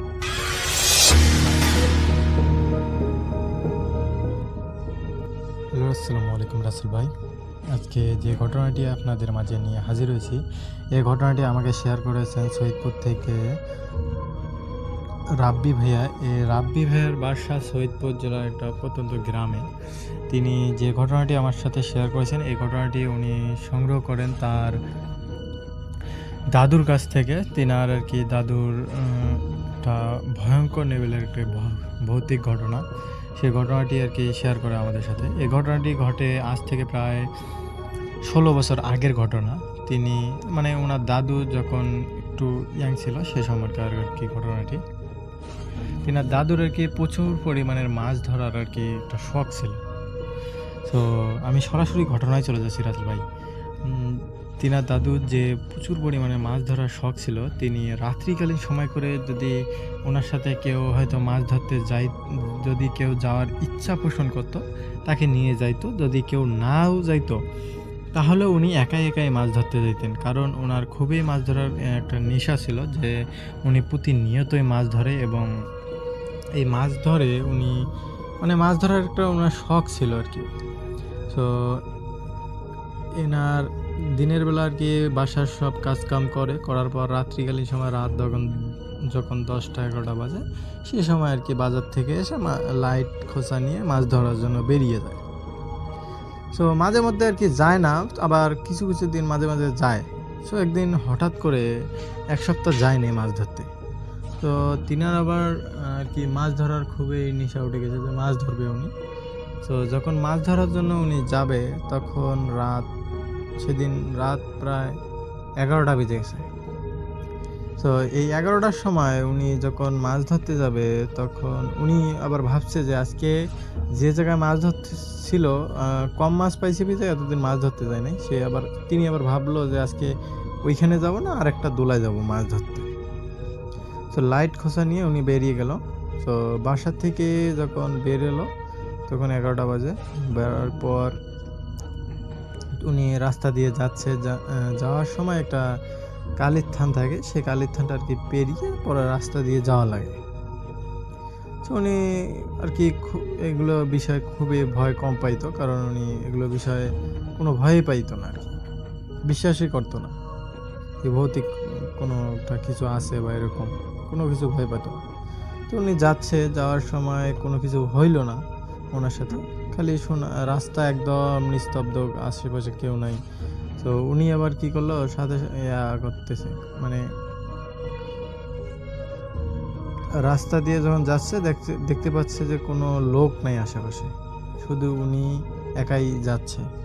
তো উনি আবার যাওয়ার পর একটা রাস্তা আসে, ওই রাস্তাটা দিয়ে উনি নামার পর একটা ব্রিজ পার হয়ে ওই দোলায় আর কি যাওয়া লাগে।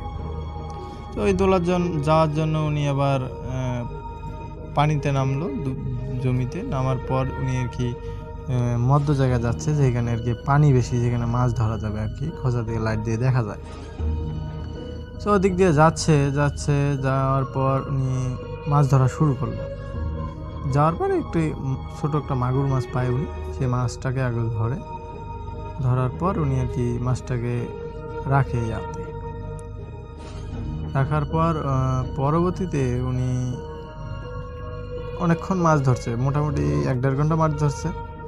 ধরার পর উনি একটা হঠাৎ করে মানে মাছ ধরতে ধরতে একটা মানে দোলার এমন একটা জায়গায় গেছে, মানে একদম দোলার শেষ প্রান্তে মানে মাঝামাঝি চলে গেছে।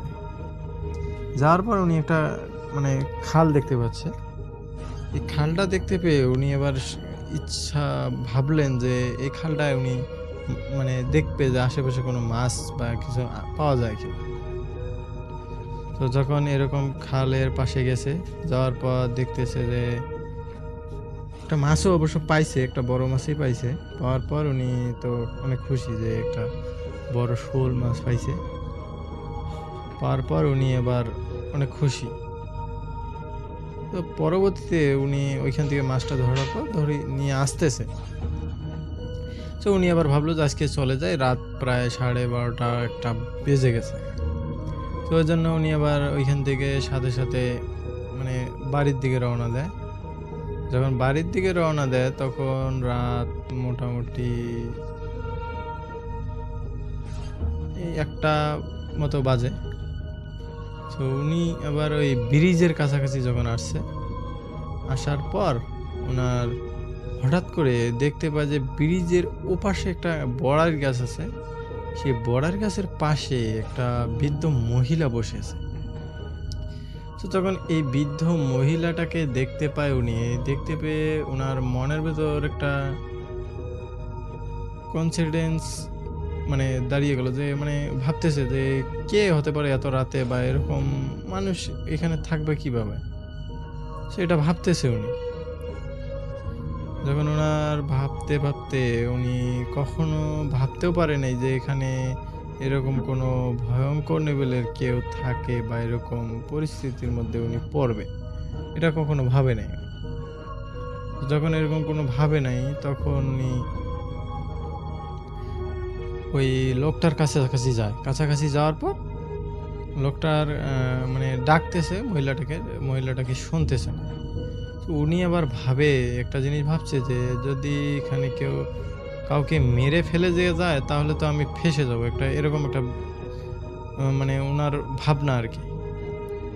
তো এই জন্য কী করছে, উনি হাত দিয়ে না ধরে একটু চালাকি খাটাইছে। মানে খোসার যে লাঠিটা ছিল, লাঠিটা দিয়ে একটা মানে চাদরটার দিকে একটা মানে করছে, আপনার ঘুতা দিছে। যখনই এরকম করে একটা আঘাত করার মানে ওনারকে লাগছে কি না সেটা উনি জানে না। তো ওই মহিলাটা সাথে সাথে আর কি উঠে গেছে। তো যখন সাথে সাথে উনি উঠে দাঁড়ার পর এই রাব্বি ভাইয়ের দাদু তিনি দেখতে পায় যে এই মহিলার মানে এতটা পরিমাণের ভয়ঙ্কর দেখা যাচ্ছে মহিলাটাকে, যা বলার বাইরে। মানে না দেখলে আর কি বিশ্বাস করার মতো না, এরকম একটা পরিস্থিতি। না দেখলে বিশ্বাস করার মতো না। যখন এরকম একটা মুখ, মানে মুখটা এতটা বাজে দেখতে, যা বলার বাইরে। কারণ মুখটাতে অনেকটা পরিমাণের আঘাত করছে, মানে কেউ হয়তো মুখের মধ্যে অনেকগুলো আঘাত, বা কেউ অনেকভাবে মানে মুখ দিয়ে রক্ত বের হচ্ছে এক কথায়। তো যখন রক্ত দেখতে পায় দাদু, তখন ওনাকে বলে যে আপনার মুখ থেকে তো অনেক রক্ত বের হচ্ছে, আপনার হাতেও অনেকগুলো আঘাত। এটা আর শোনার পর এই মহিলার কোনো এক্সপিরিয়েন্সন নাই যে ইনি এতটা অসুস্থ, এনার এরকম কিছু হতে পারে, বা এরকম কোনো হচ্ছে না ওনার। তো যখন এরকম কোনো কিছুই হচ্ছে না, উনি আবার ভাবলেন যে কি করা যায়। তো উনি পাশ কাটিয়ে ওনাকে ছেড়ে চলে যাবে আর কি, এটা ভাবতেছে যে আমি চলে যাব এখান থেকে, এনার এখানে থাকাটা যাবে না, আমার থাকাটা উচিত হবে না মনে করতেছে উনি। যখন এরকম করে উচিত হবে না মনে করতেছে, তখন তিনি আবার সাথে সাথে যে মহিলাটা ওইখানে ছিল, এই মহিলাটার মানে কথা যখন বলতেছে না, তখন উনি আবার বলে যে আমি চলে গেলাম, আপনি একাই কী করেন। এরকম করে বলে উনি আর কি চলে যাবে। তো যখন মহিলাটা কোনো কথা শুনলো না, তখন উনি যাওয়ার জন্য রওনা দেবে। সে সময় হঠাৎ করে এই মহিলা পিছন থেকে মানে ডাক দেয় যে তুমি আমার এত বড় ক্ষতি কিভাবে করতে পারলা। যখনই এরকম করে বলে, তখন তো মানে রাব্বি ভাইয়ের দাদু খুবই রাগান্বিত হয়ে যায় যে আমি আবার কি করলাম, আপনার তো আমি কোনো ক্ষতি করি নাই বা কিছু করি নাই। সে বলল যে আপনি আমাকে আঘাত করছেন কিসের জন্য। আঘাতের কথাটা যখনই বলা হয়েছে, মানে রাব্বি ভাইয়ের দাদু ইনি এবার বললেন যে আচ্ছা আমার ভুল হয়েছে, আপনি মাফ করে দিন যদি আপনি কোনো আঘাত বা কোনো কিছু পেয়ে থাকেন। তো যখন এরকম করে বলার পর উনি এবার মাপ চাওয়ার পর ওনাকে আর কি ছেড়ে দেবে, এরকম একটা পরিস্থিতি। উনি ভাবছিল হয়তো আমি চলে যাব। তো যখন উনি বাসার দিকে যাওয়ার চিন্তা ভাবনা করলো, সে তিনাকে বলতেছে পিছন থেকে, তুই যতগুলো মাছ পাইছিস সবগুলো মাছ আমাকে দিয়ে দাও, নাহলে তুই এখান থেকে বেঁচে ফিরতে পারবি না, এরকম একটা পরিস্থিতি। যখন এরকম করে বলছে যে তুই এখান থেকে বেঁচে ফিরতে পারবি না, তখন এই রাব্বি ভাই দাদুর বোঝার বাকি ছিল না যে এটা একটা পিশাচ, সে আমাকে আক্রমণ করতে চাচ্ছে এবং সে মোটামুটি আমার পিছনে লেগেই গেছে। আর তিনি এবার ভাবলেন যে বড় মাছটা রেখে সবগুলো দিয়ে দেয়। তো ওইটা হাতে নিয়ে উনি আর কি মাছগুলো দেওয়ার জন্য ওনাকে ঢিল মারছে। যখন একটা মাছ হাতে দেখছে বলছে যে সব মাছ দিয়ে দাও, যখন মাছটা দিতে চায় নাই, উনি আবার সাহসের সহিত কিন্তু ছিল এতক্ষণও, যে কোনোভাবে ভয় পাচ্ছিল না। তখন উনি এরকম করে যখন সাহসের সহিত কাজ করতেছে, তখন এই মহিলা বলে যদি তুই না দিস তাহলে তুই এখান থেকে বেঁচে ফিরতে পারবি না।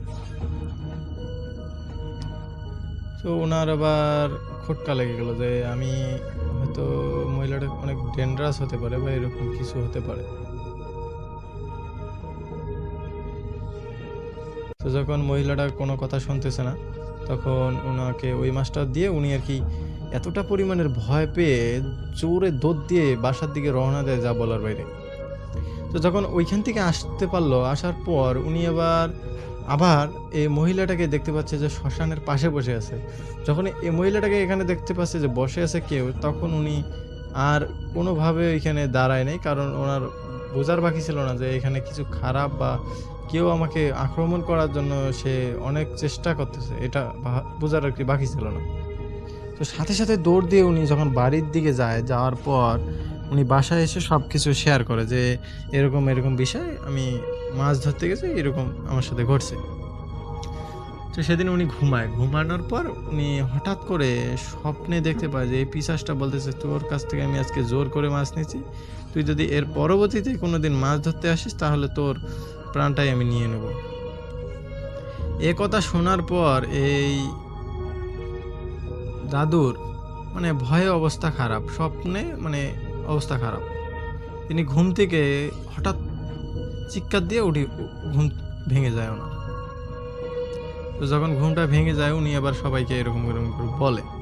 তো ওনার আবার একটা ফ্রেন্ড ছিল ইমাম, তিনি তাকে বলে যে যেহেতু এরকম এরকম বিষয় তোর সাথে হয়েছে, তাহলে তো আর যাস না ওইদিকে, আর অন্য জায়গায় মাছ ধরলে ধরিস। দাদু বলে যে আমি আর কোনোদিনও মাছ ধরতে যাব না, এবং আর এরকম কোনো খারাপ কিছু সিচুয়েশন যাতে আমার সাথে না হয়, একটু কিছু করে দে। তো উনি আবার ওর শরীরটা মানে গাটা ফুঁকায় দেয়, যে বলে যে আর কোনো কিছু হবে না ইনশাল্লাহ, তো এর পরবর্তীতে ঠিক হয়ে যাবে। তো এরপরে আসলে আর কোনো ঘটনা ঘটে নাই, আর দাদু কোনোদিনও সাহস করে নাই যে মাছ ধরতে যাবে, কারণ ওনার বোঝার বাকি ছিল না যে উনি কোন সিচুয়েশনে এবং কি করবে না করবে, সেটা ওনার বোঝার বাকি ছিল। এরপরে আর কোনোদিনও মাছ ধরতে যায়নি। বাট এটাই ছিল ঘটনা রাসেল ভাই। যদি ভালো লাগে অবশ্যই লিসেনাররা কমেন্ট সেকশনে জানাতে বলবেন না। আমি আশা করি আজকের এই ঘটনাটি আপনাদের ভালো লেগেছে, এবং এর পরবর্তীতে আমি এরকম সুন্দর সুন্দর এপিসোড মানে ঘটনা সংগ্রহ করে আপনাদের মাঝে নিয়ে আসবো ইনশাল্লাহ। সো আজকের মতো এখানেই সমাপ্ত। আল্লাহ হাফেজ।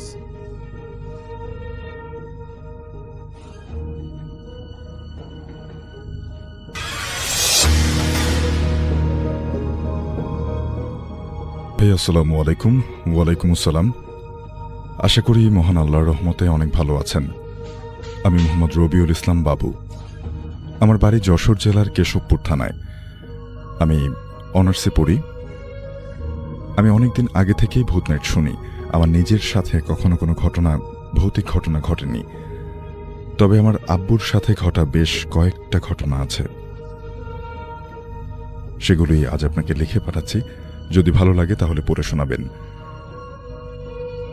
ঘটনাটা শুরু হয় যখন আমার বয়স 5-6 বছরের মতো। একদিন আমাদের গ্রামের একজন লোককে চিনে ধরে। এই কথা শুনে আমার আব্বু সেখানে গিয়ে দেখে 6-7 জন লোক মিলেও কিছুতেই তাকে স্থির করে রাখতে পারছেন না। আব্বু বেশ শক্তপোক্ত একজন মানুষ। তিনি তখন গিয়ে সেই লোকটাকে বিছানার সাথে চেপে ধরলেন। লোকটা তখন জোরে জোরে গোঙাচ্ছিল।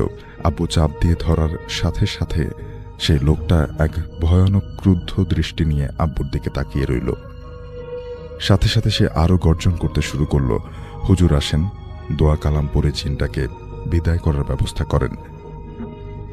সেই লোকটার ভেতরে থাকা জিনটা বলে সে চলে যাবে, যাবার আগে বাড়ির পেছনের একটা গাছের ডাল ভেঙে দিয়ে যাবে।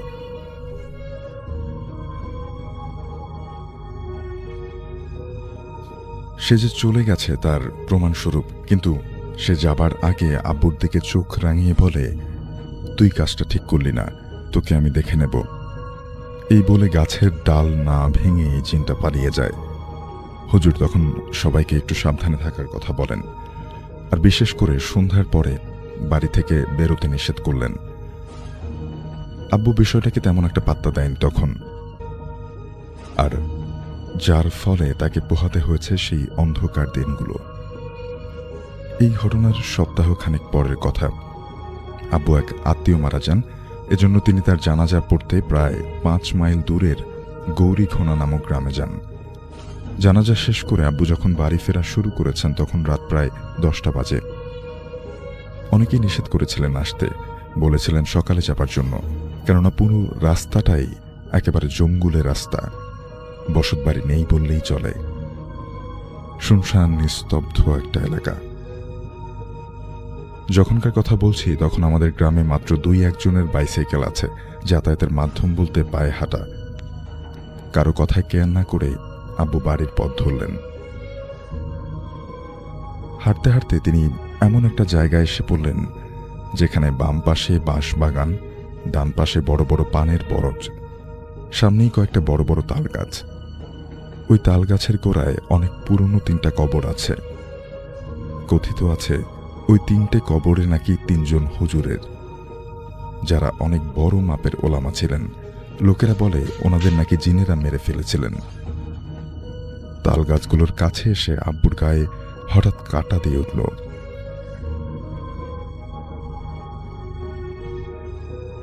একটা চাপা কান্নার আওয়াজ ভেসে এলো তার কানে। আধো অন্ধকারে তিনি দেখলেন পুরো শরীর কালো কাপড়ে ঢাকা কেউ একজন সেই কবরগুলোর পাশে বসে কাঁদছে। আব্বুর বুকটা কেঁপে উঠল। কাঁপা কাঁপা গলায় বললেন, কে কান্দে? তখন সেই লোকটা আব্বুর দিকে ঘুরে তাকায়। আব্বু দেখলেন তার পুরো চেহারাটা কালো লোমে ভরা, চোখ দুটো একেবারে ধবধবে সাদা। তার সাথে চোখাচোখি হতেই আব্বুর হার্ট অ্যাটাক হবার মতো অবস্থা। তিনি দৌড়ে সেখান থেকে পালানোর চেষ্টা করলেন, কিন্তু তার আগেই তাল গাছের মাথায় কিছু একটা নড়ে ওঠে। আব্বু সেদিকে তাকাতেই দেখেন মাটি থেকে তাল গাছ সমান লম্বা কেউ একজন তাল গাছ ধরে দাঁড়িয়ে আছে। এটা দেখে আব্বু সূরা কেরাত পড়তে শুরু করেন। পেছনে ফিরে সেই কবরের দিকে তাকিয়ে দেখেন সেখানে কেউ নেই। আবার সামনের দিকে তাকালেন, সেখানেও কেউ নেই। আব্বু তখন জোরে দ্রুত দৌড়াতে শুরু করেন। কিছুক্ষণ সামনে আসতেই একটা বিরাট বড় সুপারি বাগান।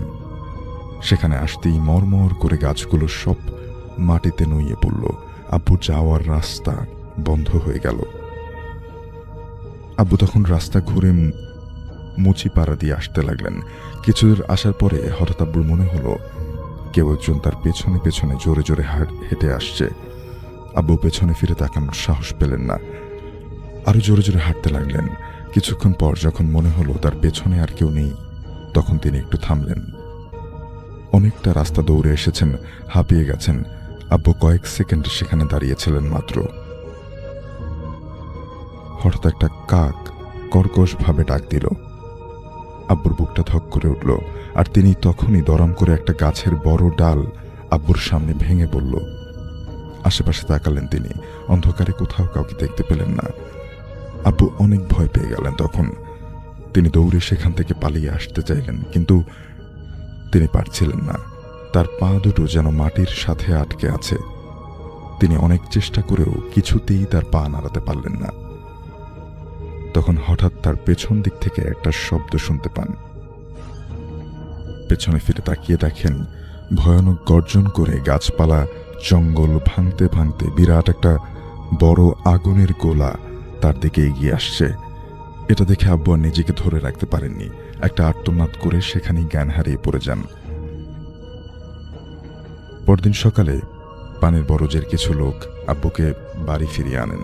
আব্বুর গায়ে তখন আগুন জ্বর। পরের কয়েকদিন আব্বু একটুর জন্য চোখ মেলে তাকাননি। সারাক্ষণই তার শরীর কাঁপত। একদিন গ্রামে একজন বড় ডাক্তার এলেন ফ্রি চিকিৎসা দেবার জন্য। আম্মু গিয়ে ডাক্তারকে সবকিছু খুলে বললেন। সব শুনে ডাক্তার আম্মুকে কয়েকটা ঔষধের নাম লিখে দেন। সেগুলো খুব দামি ঔষধ। আম্মু অনেক কষ্টে টাকা জোগাড় করে ঔষধ কিনে আনেন। ফেরার পরে দেখা হয় বুড়ো দাদুর সাথে। বুড়ো দাদু হলেন আমাদের অঞ্চলের সবচেয়ে প্রবীণ মানুষ। কয়েক বছর আগে 130 বছর বয়সে তিনি মারা গেছেন। তিনি সেই আমলের নামকরা ডাক্তার ছিলেন। আব্বুর অসুখ হবার পরে তাকে আম্মু অনেক খুঁজেছেন, কিন্তু তিনি বাইরে ছিলেন। তিনি আম্মুকে জিজ্ঞেস করলেন এগুলো কিসের ঔষধ। আম্মু তখন বুড়ো দাদুকে সব ঘটনা খুলে বলেন, আর বলেন শহরের বড় একজন ডাক্তার এসে এইসব ওষুধ লিখে দিয়ে গেছে। বুড়ো দাদু ওষুধগুলো দেখতে চাইলেন। আম্মু ওষুধগুলো তাকে দেখানোর সাথে সাথে দাদুর মুখটা আতঙ্কে ভরে ওঠে। দাদু বলেন, স্বামীকে কি মেরে ফেলার ইচ্ছা আছে? যদি থাকে তাহলে এগুলো খাওয়াও আর গান পারে কবর করতে থাকো। আম্মু জিজ্ঞেস করলেন মানে? বুড়ো দাদু তখন জানান ওই ঔষধগুলো খাওয়ানোর একটু পরেই নাকি আব্বু মারা যেতেন। এরপর ওই ডাক্তারকে খুঁজতে এসে আম্মু দেখে যে সেই ডাক্তার চলে গেছেন। এরপর বুড়ো দাদু গিয়ে আব্বুকে দেখে আসেন আর 12 টাকার একটা ঔষধ দেন, এবং আলহামদুলিল্লাহ সেগুলো খাওয়ার পর আমার আব্বু সুস্থ হয়ে গিয়েছিলেন। ভাই, এরপরেও আমার আব্বুর সাথে আরেকবার একটা ঘটনা ঘটে। ইনশাল্লাহ সামনের কোনো একটা এপিসোডে লিখে পাঠাবো।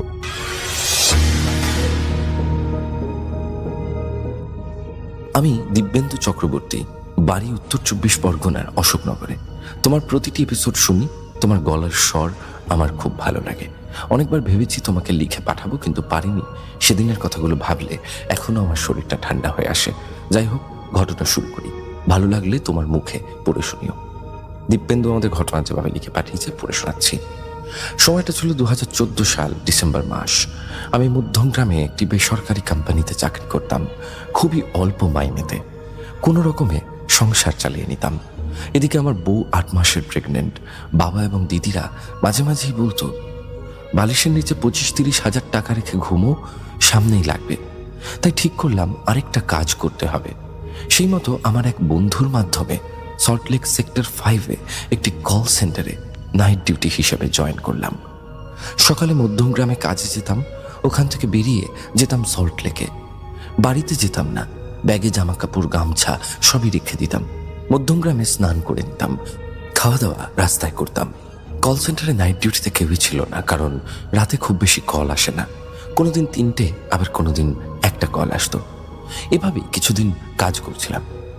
এবার বলার আগে আমার কল সেন্টারের ঘরটার একটা বর্ণনা দিয়ে রাখি বোঝার জন্য।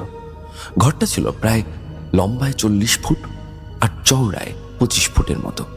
ঘরে টোটাল রো ছিল 7টা করে, আর দুদিকে মাঝে সরু প্যাসেজ ছিল যাওয়ার জন্য।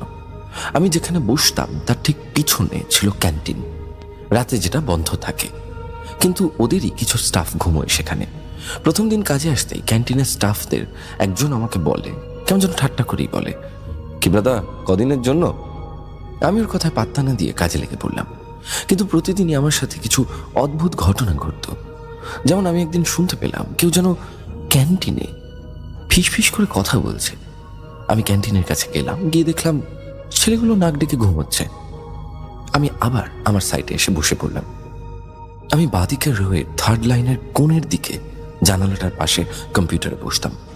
নাইটে ফ্লোরে সব কম্পিউটার বন্ধ থাকে, শুধু আমারটাই লগ ইন করা থাকে। এবার হঠাৎ করে দেখি ডান দিকের রোয়ে 3-4টে কম্পিউটার জ্বলে উঠল, মানে অন হয়ে গেল। আমি ভাবলাম হয়তো ভুল করে অন হয়ে গেল নাকি, এই ভেবে আমি ওগুলোকে অফ করে দিলাম। আরেকদিন রাত্রিবেলা বাথরুম থেকে কেমন যেন একটা গোঙানোর শব্দ পেলাম, কিন্তু বাথরুমে গিয়ে কিছুই চোখে পড়ল না। সকালে ক্যান্টিনে চা খেতে খেতে একজন স্টাফকে জিজ্ঞাসা করতেই কেমন যেন মুখটা করে তাড়াহুড়ো করে চলে গেল। এভাবে কিছুদিন যাওয়ার পর একদিন হঠাৎ করেই একটা ঘটনা ঘটল, যেটার জন্য আমি একদমই প্রস্তুত ছিলাম না। সেদিন আমি যথারীতি প্রতিদিনের মতো নাইট ডিউটি করতে আসি। সবাই চলে যায়, কিন্তু সেই দিন ক্যান্টিন রুমে কেউ ছিল না। কারণটাও কেউ বলল না, খালি বলল আজকে সব স্টাফকে ছুটি দিয়েছি। যাওয়ার আগে ওদের মধ্যে একজন অল্প বয়সী স্টাফ ছিল, সে খালি বলে গেল বেশি রাত্রিবেলা রুম ছেড়ে যেন আমি কোথাও না যাই। আমার কাছে কেমন যেন সব অদ্ভুত মনে হলো। আমার ফ্লোর ম্যানেজারও কিছু বলল না। আজকে আমি একা থাকবো সে ব্যাপারে কোনো কিছুই বলল না। সবাই চলে যাওয়ার পর আমি ওয়াশরুমে চোখে মুখে জল দিয়ে আমার কম্পিউটারের সামনে বসি এবং বাড়ির কথা ভাবতে থাকি। এমন সময় আমার মনে হলো আমি ছাড়াও অন্য কেউ আছে, যার উপস্থিতি আমি অনুভব করছি কিন্তু দেখতে পাচ্ছি না। এভাবে অনেকক্ষণ যাওয়ার পর আমার একটা কল আসে। আমি ক্লায়েন্টের সঙ্গে কথা বলছি, হঠাৎ খেয়াল করলাম কে যেন ডান দিকের রোয়ের শেষের কম্পিউটারের সামনে বসে আছে। মনিটরের লাইট ব্লিঙ্ক করছে, মুখটা পুরোটাই মিশমিশে কালো চুলে ঢাকা। তবে বুঝতে পারছি এটা একটা অল্প বয়সী মেয়ে। তখন আমি বুঝলাম কেন সবাইকে ছুটি দিয়েছে। আমি সাহস নিয়ে একবার জিজ্ঞাসা করলাম, কে কে আপনি? কিন্তু ওপার থেকে কোনো উত্তর এলো না। আমার সারা শরীর যেন বরফ হয়ে যাচ্ছে। হঠাৎ করে দেখি কোথায় কেউ তো নেই। কিছুক্ষণ পর আমি আমার কানের পাশে একটা ঠান্ডা হাওয়া অনুভব করি। আমার মনিটরের কাঁচের উপর একটা প্রতিচ্ছবি দেখতে পাই। একটি মেয়ে আমার ঠিক পিছনের লাইনে বসে আমার দিকে এক দৃষ্টিতে তাকিয়ে আছে। তার মুখ বড় ভয়ঙ্কর, চোখ দিয়ে যেন আগুনের হলকা বেরোচ্ছে। আমি তখন নিরুপায় হয়ে চোখ বন্ধ করলাম, বললাম, দেখুন, আমি খুবই অসহায়। আমার বউয়ের বাচ্চা হবে, আমার টাকার খুব প্রয়োজন। আমি বাড়ির একমাত্র রোজগারের লোক, বাড়িতে বুড়ো বাবা। আমি ভয়ে চোখ বন্ধ করে সবকিছু বললাম, আর বললাম, আমি 1 মাসের মাইনেটা নিয়ে কাজটা ছেড়ে দেব। তারপর হঠাৎ করে একটা দমকা বাতাস বয়ে গেল পাশ দিয়ে। এসি রুমের সব জানলা কিন্তু তখন বন্ধ। আমি চোখটা খুললাম, দেখলাম কেউ নেই। তারপর থেকে আমার আর কোনো সমস্যা হয়নি। আমি আমার কথা মতো মাইনে নিয়ে কাজটা ছেড়ে দিই। আমার এক বন্ধু আছে, ওই এলাকায় কাজ করে। তার থেকে জানতে পারলাম ওই বিল্ডিং একটা মেয়ে 4 বছর আগে আত্মহত্যা করেছে। ঘটনাটি পড়ে শোনালে খুশি হব। আরো ঘটনা আছে আমার পরিবারের সঙ্গে ঘটে যাওয়া, সেগুলি পাঠাবো। অনেক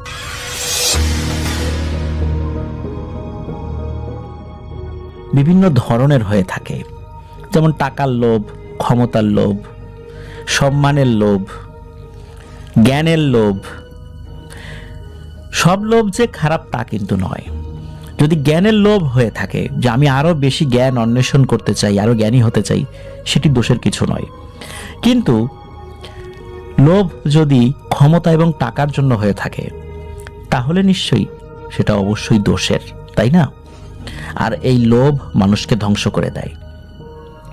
এছাড়াও বর্তমান সমাজে আরো একটি ভয়ানক লোভ হলো সামাজিকতা রক্ষা করার লোভ। আমার পাশের একজন খুব দামি একটি মোবাইল ব্যবহার করছে। আমার সামর্থ্য নেই, কিন্তু তারপরও ওই রকমের একটি মোবাইল আমাকে কিনতে হবে, বা তার থেকে দামি একটি মোবাইল কিনতে হবে। আর সেই টাকা ম্যানেজ করার জন্য আমাকে কি করতে হবে? আমাকে অসৎ উপায় অবলম্বন করতে হবে। এই যে সামাজিকতা রক্ষা করার লোভ, এটিও কিন্তু বর্তমানে আমাদের মধ্যে খুব বেশি রকম কাজ করছে। প্রিয় লিসেনার্স, এখন যে ঘটনাটি আপনাদের সাথে শেয়ার করতে যাচ্ছি, এই ঘটনাটি এরকমই একটা লোভ রিলেটেড। যিনি পাঠিয়েছেন তার নাম মোহাম্মদ হুসাইন। ওনার বাসা চুয়াডাঙ্গা জেলার দামুরহুদা উপজেলার একটি গ্রামে। উনি বর্তমানে অনার্স 2য় বর্ষের একজন শিক্ষার্থী। যে ঘটনাটি উনি শেয়ার করেছেন, এই ঘটনাটি ওনার ফুপার কাছ থেকে সংগ্রহ করেছেন। ওনার ফুপাই মূলত এই ঘটনার কিছুটা প্রত্যক্ষদর্শী। ঘটনার সময়কাল 1998 সাল। ওনাদের গ্রামের নাম হচ্ছে বলদিয়া। গ্রামটি চুয়াডাঙ্গা জেলার জীবননগর উপজেলার মধ্যে পড়ে। ওই গ্রামে 4টি বিল রয়েছে। মানে এটা কিন্তু ওনার ফুপার যে গ্রাম, সেটার কথা বলছি। আর বিলের কথা এই কারণে বলা হচ্ছে, কারণ এই ঘটনার সাথে বিলের একটা সম্পর্ক রয়েছে। ওই গ্রামে একটি ছেলে ছিল, তার নাম হচ্ছে নজরুল। সবাই তাকে নজু বলেই ডাকতো। এই নজু ছিল গ্রামের খুবই বখাটে টাইপের একটি ছেলে। সাথে সবসময় অস্ত্র নিয়ে ঘুরতো, মানুষের সাথে দুর্ব্যবহার, তারপর মেয়েদেরকে উত্ত্যক্ত করা, কোথায় কোথায় কাউকে আঘাত করা, মারামারি করা, এগুলো ছিল তার নিত্য নৈমিত্তিক কাজ। কোনো মানুষই এই নজুকে ভালো চোখে দেখতো না, আর দেখার কথাও নয়। আর এই যে নজু, এই নজু ছিল এই যে ফুপা, এই ফুপার মায়ের চাচাতো ভাই সম্পর্কে। আসলে এই ফুপার মামা হয় আর কি। তবে বয়সে সে ছিল ছোট। এই নজু বা নজরুল কোনোভাবে একটি তন্ত্রবিদ্যার বই হাতে পেয়েছিল। এটি নিয়ে সে এক তান্ত্রিকের কাছে যায়। সে জানতে পারে একটি জিন সাধনা করার একটি বই। বইয়ে আরবিতে কিছু লেখা ছিল, বাংলাতেও লেখা ছিল। আর নজরুলের সাথে মানে নজুর সাথে এই ফুপার সম্পর্ক ভালো ছিল, যেহেতু সম্পর্কে মামা ভাগিনা, মাঝে মাঝে একসাথে ঘোরা আড্ডা দেওয়ার বয়সের ব্যবধান তো 3-4 বছরের, তো এই কারণে মোটামুটি ফ্রেন্ডলি সম্পর্ক ছিল। তবে তার এই ধরনের অপকর্মগুলোতে উনি কখনো সহযোগিতা করতেন না, বরং তাকে বোঝাতেন যেগুলো করা ঠিক নয়। তবে এইগুলো ওই নজু বা নজরুল এগুলো আসলে একটা কথা আছে না, চলে না শুনে ধর্মের কাহিনী, বিষয়টা ওরকমই হতো আর কি। তো এই নজু এই ফুপাকে বলেছিলেন যে মামা, আমার কাছে একটা বই আছে, এই বইয়ে এমন কিছু তন্ত্রবিদ্যা আছে যার মাধ্যমে আমি জিনের সর্দারের কাছ থেকে অনেক কিছু হাসিল করতে পারবো। তো তোর কথা শুনে ফুপা বলেন যে এটা কিভাবে সম্ভব, আমাকে কি বলা যাবে না? তখন এই নজু বলে হ্যাঁ বলা যাবে, তবে কিছু শর্তে। শর্তগুলো হলো, আমার এই কাজের ব্যাপারে তুমি কাউকে কিছু বলতে পারবা না, আর আমার কাছে এই বিদ্যা শেখার জন্য কোনো অনুরোধ করতে পারবা না। ভালো, বললাম না, আর অনুরোধও করলাম না, আর ফুপার ইচ্ছাও ছিল না এই সমস্ত বিদ্যা শিক্ষা করা। তো তখন বলতে শুরু করলো নজরুল যে মামা, এই সাধনা করা তেমন কোনো ব্যাপারই না। একটা অমাবস্যার রাত ফিক্সড করতে হবে, ওই রাত্রে কাজটি করতে হবে, হ্যাঁ এটা আমি অনায়াসই করতে পারবো। তো নজরুলের বা নজুর বলার মাঝখানে ফুপা বলে ওঠেন, আচ্ছা এটা কিভাবে করতে হবে? তখন নজু বলা শুরু করে যে প্রথমত যেখানে বসে সাধনা করতে হবে সেখানে 7 দিন যাবৎ পবিত্র মাটি দিয়ে লেপতে হবে, এমনকি নিজেকেও 7 দিন যাবৎ সকল প্রকার খারাপ ও অনৈতিক কাজ থেকে বিরত থাকতে হবে। এ কথা বলার পর স্বাভাবিকভাবে ফুপা বলে ওঠেন, নজরুল তুমি তো খুবই দুষ্টু প্রকৃতির ছেলে, তুমি তো এটা পারবা না। তখন নজরুল বা নজু বলে ওঠে যে আচ্ছা ঠিক আছে, আমি পারবো, তোমাকে এটা নিয়ে ভাবতে হবে না। এরপর কি হয়, 7 দিন মোটামুটি একটু নিয়মতান্ত্রিক জীবনযাপন করে এই নজরুল। এরপর কোনো এক অমাবস্যা রাত্রে বট গাছ এবং পাকড় গাছ একসাথে আছে এমন একটি জায়গায় নাকি সাধনা করতে হবে। এই জায়গাটি সে খুঁজে বের করে এবং এটা ওই ফুপাকে জানিয়েছিল। আর মন্ত্র পড়তে পড়তে নাকি সাধকের গায়ে এত পরিমাণ শক্তি উৎপন্ন হবে, মনে হবে 100 জনের শক্তি তার শরীরে ভর করেছে। সাধনার এক পর্যায়ে নাকি জিনের সর্দার সাধকের সামনে আসবে। জিনটি আসবে একটি কালো ষাঁড় গরুর রূপে, তার মাথায় থাকবে একটি মাত্র শিং, আর এই শিংয়ের উপরে থাকবে ছোট্ট একটি টুপি। আর এই টুপিটা হাসিল করার জন্যই মূলত সাধনাটি করা। এই টুপির কাজ কি, ওই টুপি যার কাছে থাকবে ওই জিন সর্দার নাকি তার কাছে বন্দী থাকবে, সে হবে অসীম শক্তিশালী। আর এই টুপিটা যখন কেউ নিজের মাথায় পড়বে তখন ওই জিনের শক্তিতে তাকে কেউ নাকি দেখতে পাবে না, মানে সে অদৃশ্য হয়ে যাবে। আর ফুপা এই কথা শোনার পর তাকে প্রশ্ন করে যে তুমি অদৃশ্য হয়ে কি করবা? তখন নজরুল বলে, অদৃশ্য আমি ব্যাংক ডাকাতি করব, ব্যাংক থেকে লুটের টাকা দিয়ে এলাকার অসহায় মানুষের সেবা করব। তখন এই ফুপা বলেন যে জনগণের টাকা লুট করে তুমি অসহায় মানুষের সেবা করবা, এটা কি ঠিক? তখন এটার পক্ষে বিভিন্ন ধরনের অযৌক্তিক ব্যাখ্যা দেয় ওই নজরুল। বলে ধনী লোকরাও তো অসহায় মানুষের টাকা মেরে খাচ্ছে, টাকা মেরে ব্যাংকে রাখছে, সেখান থেকে টাকা লুট করে আমি যদি গরিব মানুষের দেই তো সমস্যা কি, এতে আমার কোনো পাপ হবে না। যাই হোক, এই ধরনের কথাবার্তা বলার পর ফুপা তাকে খুব ভালো করে নিষেধ করে দেন এই টাইপের কাজ না করতে, যে এর পরিণতি ভালো হবে না। আসলে ফুপাও বুঝতে পেরেছিলেন যে নজরুল হয়তো এই কাজে অগ্রসর হবে না, কারণ সে কোনো সিদ্ধান্ত নিলে একটা সময় দেখা যায় সেই সিদ্ধান্ত থেকে ফেরত আসতো, মানে কোনো সিদ্ধান্তে অটল থাকতে পারতো না। যার ফলশ্রুতিতে ফুপা তার পরিবারকে, মানে ওই নজরুলের পরিবারকে এই বিষয়ে কিছু বলেন নাই। আর এটা বললে তার পরিবার বিশ্বাস নাও করতে পারে যে এই টাইপের বকাটে ছেলে সে করবে জিনের সাধনা, এটা পরিবারের লোকজন বিশ্বাস করার আসলে কথা ছিলও না। বিভিন্ন বিষয় চিন্তা করে ফুপা তার পরিবারকে বিষয়টি বলা থেকে বিরত থাকেন। এখন মূল বিষয়ে চলে আসি, সেটা হলো মাঝে বেশ কিছুদিন তো তার সাথে দেখা হয়নি, তবে মাঝে মাঝে নাকি দেখতেন, মানে দূর থেকে দেখতেন, কথা হয় নাই, মানে দেখা হওয়ার অর্থ হলো তার সাথে যেভাবে আন্তরিকতা ছিল, সে একটু নিরিবিলি থাকতো, তো অনেক দূর থেকে দেখতো যে গ্রামে দোবিল বলে একটা জায়গা আছে, আর জায়গাটির নাম দোবিল হওয়ার কারণ হলো দুই পাশে দুটো বিল আর মাঝখানে একটা লম্বা জমি। ওই জমির মাঝখানে জোড়া বট গাছ এবং পাকর গাছ আছে। গ্রামের লোকজন নাকি বলতো এই গাছ দুটো হলো স্বামী স্ত্রী। জায়গাটি মূলত গ্রাম থেকে কিছুটা দূরে। তারপর কোনো এক অমাবস্যার রাত্রে নাকি নজরুল বাড়ি থেকে বের হয়ে গিয়েছিল আর ফেরত আসেনি। এখন সকালবেলা পরিবারের লোকজন খোঁজ করতে থাকে, বাড়ি আসে না, কোথাও খুঁজে পাওয়া যাচ্ছে না। সকাল গড়িয়ে দুপুর হয়ে যায়, নজরুল বা নজুর কোনো খোঁজ খবর নাই। এই খবর যখন ফুপার কাছেও আসে, তখন ফুপা নজরুলের বাড়িতে যান এবং যাওয়ার পর নজরুলের বাবাকে বলেন যে নজরুল কোথায় আছে সম্ভবত আমি জানি, চলেন আমরা সবাই মিলে ওই জায়গাতে যাই। পরিবারের লোকজন জিজ্ঞেস করে যে আসলে তুমি কিভাবে জানলা? তখন পরিবারের লোকজনকে বলে যে ও তো এই টাইপের কিছু কথা আমাকে বলেছিল, ওকে নিষেধ করেছিলাম, কিন্তু আমার কাছে মনে হচ্ছে ও ওই জায়গায় গেছে, কারণ আমি অনেক দূর থেকে ওকে ওখানে ঘোরাফেরা করতে দেখেছি। গ্রামের অনেক লোকজন মিলে, তারপর ফুপা আরো আত্মীয় স্বজনরা মিলে সেই জায়গায় যান। সেই পাকড় গাছের নিচে গিয়ে নজরুলকে পাওয়া যায় না, তবে আশেপাশে খোঁজাখুঁজি করতে থাকেন সকলে। খোঁজাখুঁজির এক পর্যায়ে নজরুলকে পাওয়া গেল ওই দোবিলের মাথায় একটা কাঁঠাল গাছের নিচে মৃত অবস্থায়। তার মাথাটা মাটির ভেতরে গেড়ে রাখা এবং পা উপরের দিকে দেয়া ছিল, বুক পর্যন্ত গেড়ে রাখা ছিল নিচের দিকে, আর পাশে পড়েছিল একটি বই। সবাই মিলে ধরাধরি করে নজরুলের লাশ বাড়িতে নিয়ে আসে। তারপর পুলিশকে ডাকা হয়, পুলিশ আসে, পুলিশ তার যেই কাজ সেটা শেষ করে। অতঃপর গোসল জানাজা দিয়ে কবরস্থ করা হয়।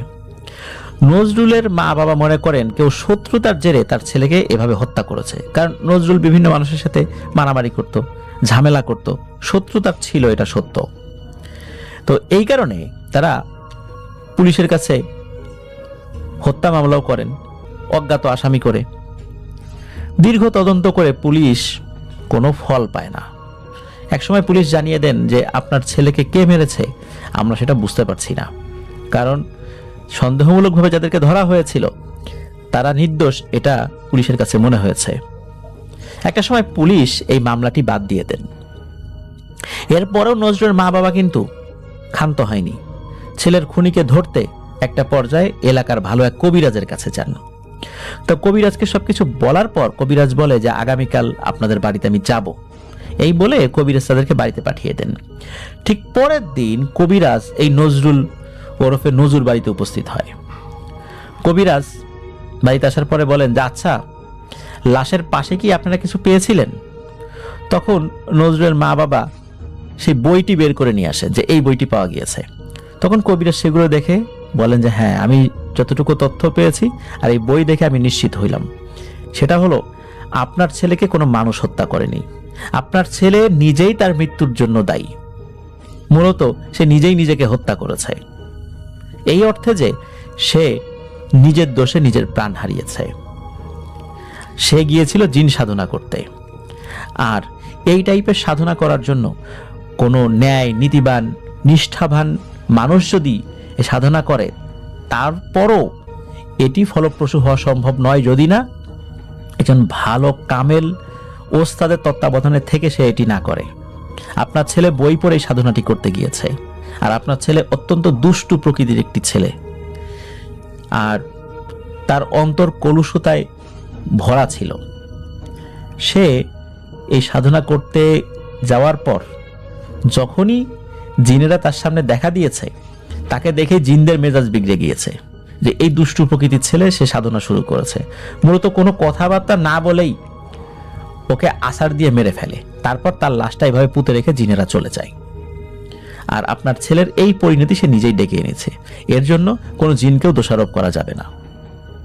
এই বলে কবিরাজ চলে যান এবং ওনাদেরকে সাবধান করে দেন যে অহেতুক আপনার ছেলের মৃত্যু নিয়ে নিরীহ মানুষদেরকে আর হয়রানি করবেন না, কারণ কোনো মানুষের সাথে জড়িত নয়। যদিও মা বাবার পক্ষে এগুলো মেনে নেওয়া কঠিন, তারপরও তারা মেনে নিয়েছিলেন। প্রিয় লিসেনার্স, এই যে জিন সাধনার এই নির্দিষ্ট প্রক্রিয়াটা আমি ছোটবেলাতে এরকম শুনেছি, আপনারা হয়তো বা শুনে থাকবেন, যেরকম জিন সাধনা করলে একটা বিশাল গরু আসে, তার মাথায় শিং থাকে, শিংয়ের উপর একটা টুপি থাকে, সেই টুপি পরলে অদৃশ্য হয়, যেটা আমি ছোটবেলা নিজেও শুনেছি। এবং এটাও আমি শুনেছি যে কিছু কিছু লোক এই জিনিস করতে গিয়ে বিপদেও পড়েছে। আর এই জিনিসটা করতে গিয়ে বিপদে পড়েছে এমন একজন ব্যক্তিকে আমি নিজে ব্যক্তিগতভাবেও চিনি। আমার বাসা রাজবাড়ির যে এলাকায়, ওই এলাকাতেই উনি থাকেন, এখনো থাকেন।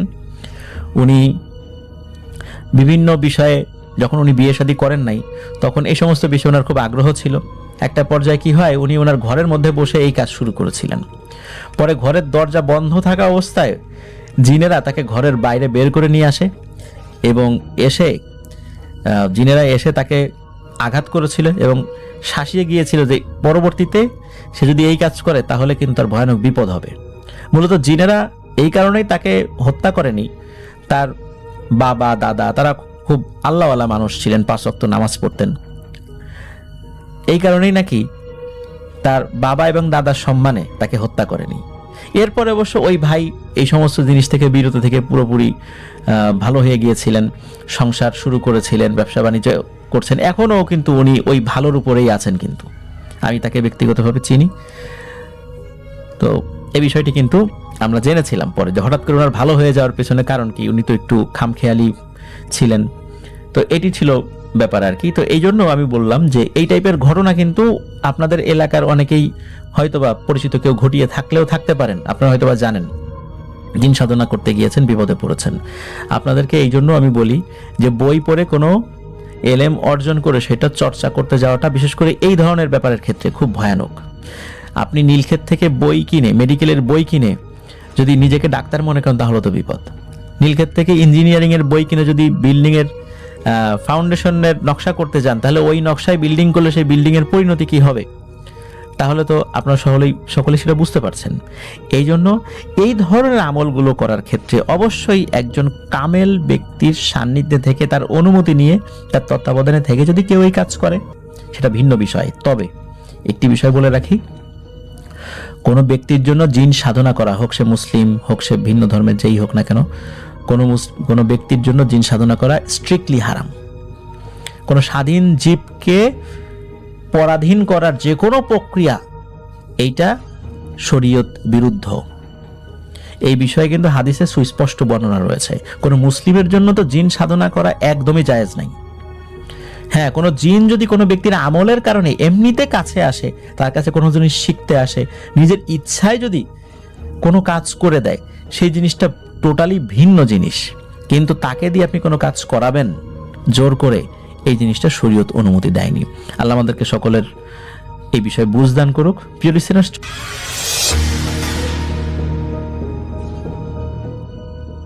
হ্যালো ভিউয়ার্স, আসসালামু আলাইকুম। আপনাদেরকে জানাচ্ছি অসংখ্য অসংখ্য ধন্যবাদ যে আপনারা এতক্ষণ যাবৎ আমাদের এই এপিসোডগুলো শুনলেন। সো আপনারা অবশ্যই কমেন্ট সেকশনে জানাতে ভুলবেন না যে আজকের কোন এপিসোডটি আপনাদের কীরকম লাগলো। আমরা চেষ্টা করব ওই ধরনের রিলেটেড এপিসোডগুলো আপনাদের মাঝে হাজির করানোর জন্য। সো অবশ্যই আপনারা আমাদের পাশে থাকবেন এবং আমরা আপ্রাণ চেষ্টা করব যাতে আপনাদেরকে এগিয়ে ভালো ভালো কন্টেন্ট ভূতে প্রেমের ঘটনাগুলো আপনাদের মাঝে হাজির করাতে পারি। সো এই জন্য অবশ্যই আমাদের এই চ্যানেলটিকে সাবস্ক্রাইব করতে ভুলবেন না, কারণ সাবস্ক্রাইব করা থাকলে অবশ্যই আমাদের ভিডিও প্রতিদিন রাত 10টার সময় এরকম এপিসোড ছাড়া হয়। সো অবশ্যই আপনাদের কাছে এই এপিসোডগুলো চলে যাবে।